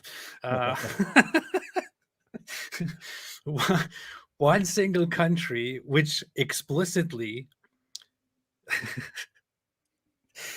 kills people simply for saying, I no longer want to be part of this country and leaving. Fine, okay, I get it. North Korea. I got it. I was wrong. In your face. So we can say, according to Daniel Hakikachu, Islam is the North Korea of religion. Fair point. Okay, fair point. I was wrong. Muhammad is the Kim Jong-un of prophets. I was wrong. Okay, I was wrong. I take it back. I'm sorry. I was wrong. I have been debunked. North Korea is the only example. North Korea is exactly like Islam. North Korea is the Islam of the world. I take it back. I'm sorry. Daniel is right. There is indeed one country that is run that way, and that's North Korea. And they even have a guy that everyone is forced to worship, just like Muhammad. That's very interesting. Very, very interesting. I never thought about this before. I probably did. But anyway, I've been destroyed. I've been humiliated. I don't know how I can recover after this, man. Hey, but you know what? What? Are the most uneducated, low IQ individuals in all of society. What I will say is, to conclude, as follows. My friend Ali Dawa has made a very good point in his videos, a very, very good point, which is that he said... Which is that if his daughter gets her first period by the time she's 9, he will tell her she's ready to be married. Yeah. And he's proud of that. Yeah. Why do you specialize Islam in this discussion when, if the sacred symbols of other peoples from other faiths, as we've seen with the Hindutva in India, he makes the example of Ataturk in Turkey, some Kurdish leader he mentions. We can go on and on. If you try and desecrate the sacred symbols of individuals, they will The gangster communities among them will deal with you, my friends. No, they won't. I've done it like Yeah, what, don't- 80 times? I've done it like 80 times. No one's dealt with me yet. Such a thing at all. But that is a reality. We, the Muslims, at 1.8 billion, which represent, according to Pew, will represent a third of the population of the world. Represent. 1 in 3, at least 1 in 4 now. You don't think we have gangsters? We have Muslim gangsters as well. You need that. And You when don't you think we go have ahead and gangsters. attack the sacred symbols of Islam, although our approach is not to do so, we can't stop the gangsters from dealing with you or anyone else. Although that's not We our can't stop the Muslim approach. We gangsters lie. from dealing but with we you or can't anyone stop the else. people Like who if you kill go you. to Colombia and you speak about particular cartel in a specific manner, go to their area and be a man and speak about them. He's comparing Islam to Free a drug speech cartel. absolutism. Don't just deny the Holocaust. Mock it if you're a real man and see what happens to your career. What a I feel like all of these people lost their brains like when they decided to practice Islamist propaganda here. Like, But think if you about, believe in free speech, mock the Holocaust. Why would I mock the Holocaust? yeah, free speech means I'm able to say what I want to say. Moron. It doesn't mean I say absolutely everything.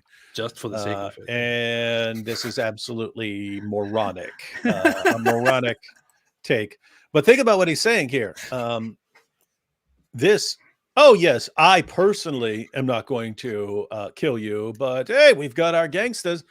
That sounds exactly like something the mafia would say, right? Like, hey, it would be a very inconvenient for something to happen to your business, but if you pay me, I can get you some protection.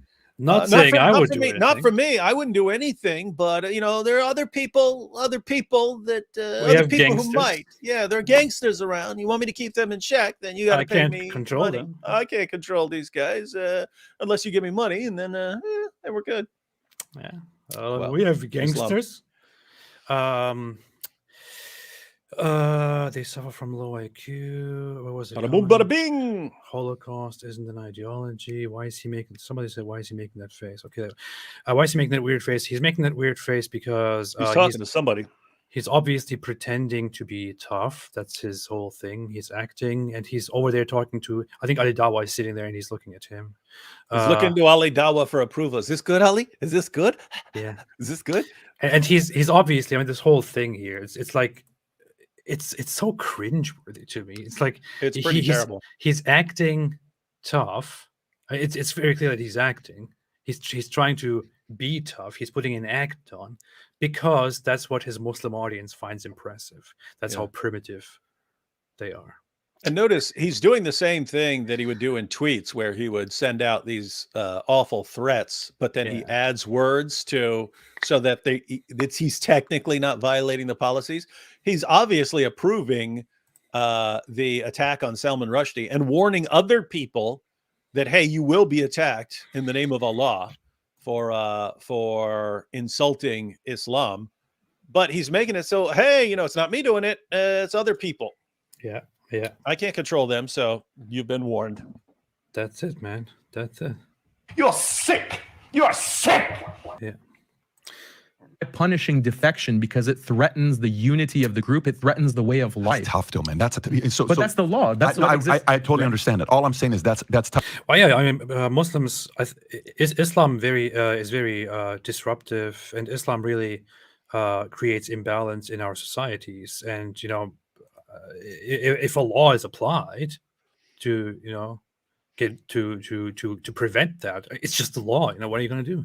What are you going to do? It's just the law.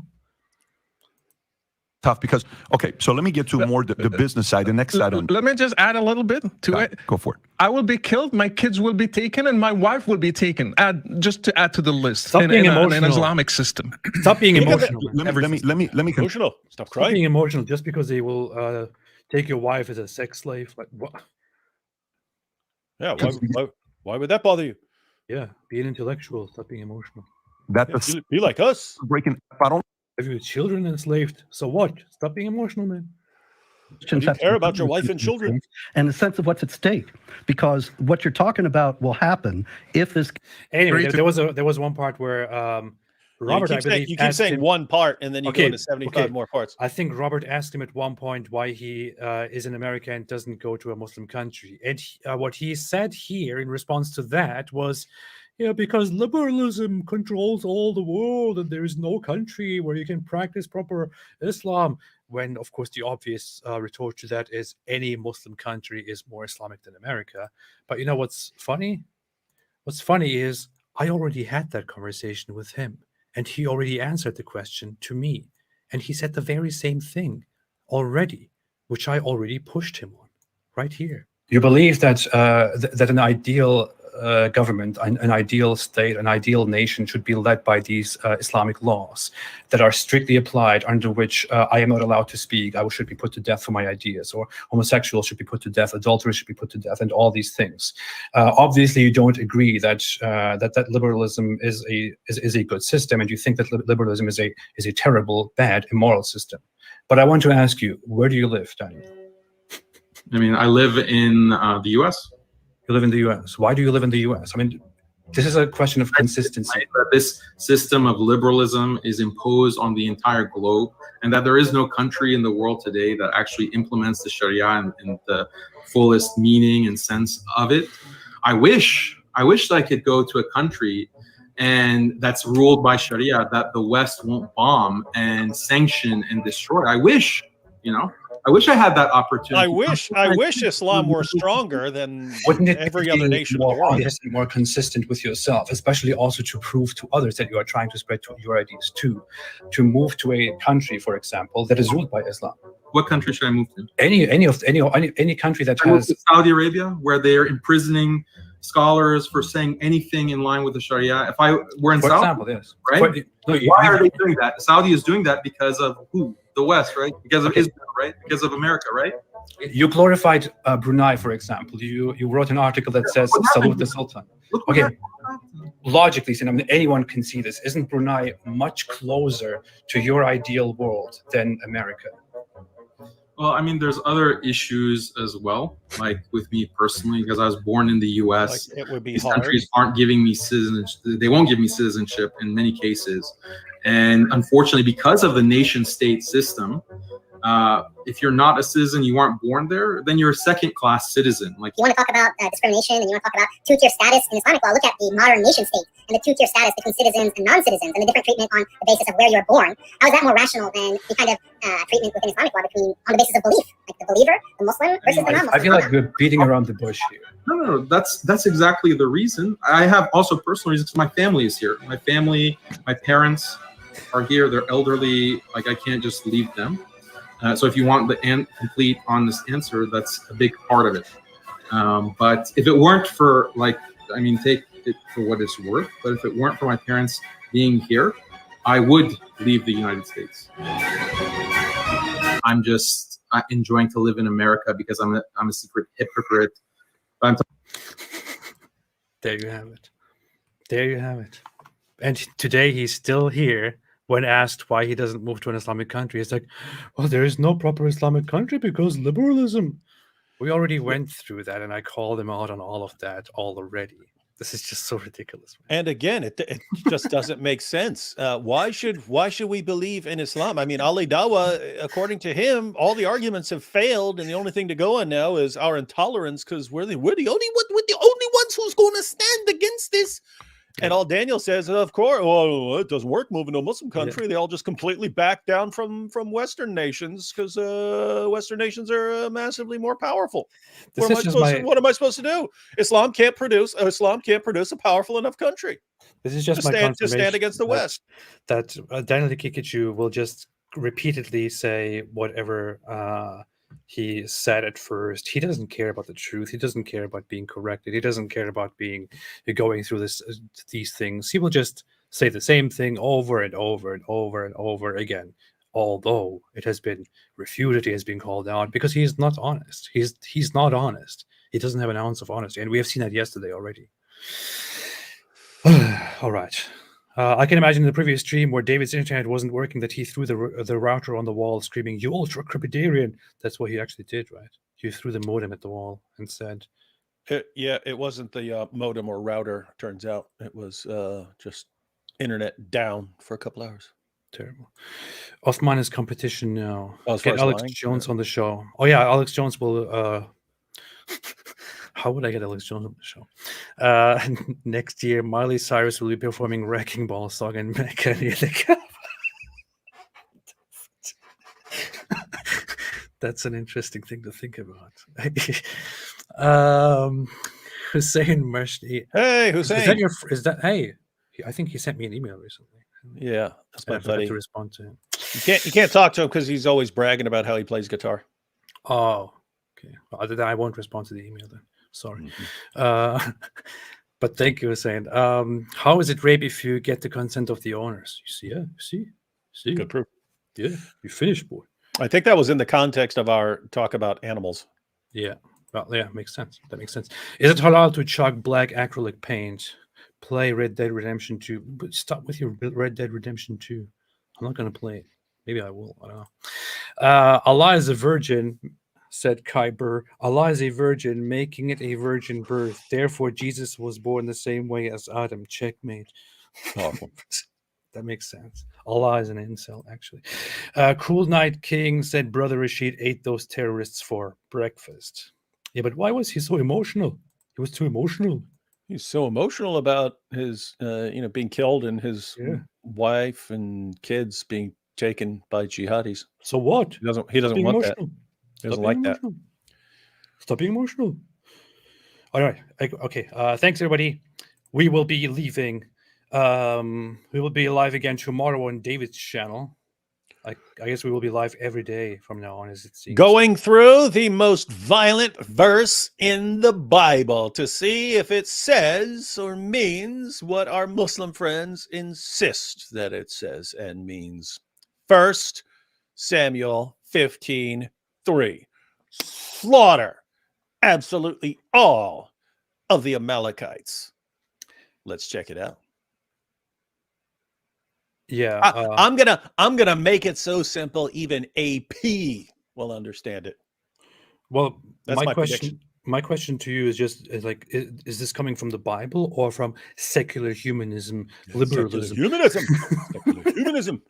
So stupid. The only things in the Bible is kill everybody. If it says, love your neighbor. It's from secular humanism. The Bible was influenced by secular humanism. Anyway, I will now leave, and You're sitting there watching Netflix. That's what I will do. And thanks everybody for joining. David, anything else that you want to add before we leave? And people can never hear you again. No, I can't get past the Daniel's strap-on pleasure pool or whatever he said. I don't know. And that reminds me of this song, Jay. What do you think about that? Homosexuality should be fine. Anyway, thanks everybody for watching. Have a fantastic day, and Get the hell out of here! and as our friend always says, stay away from Islam.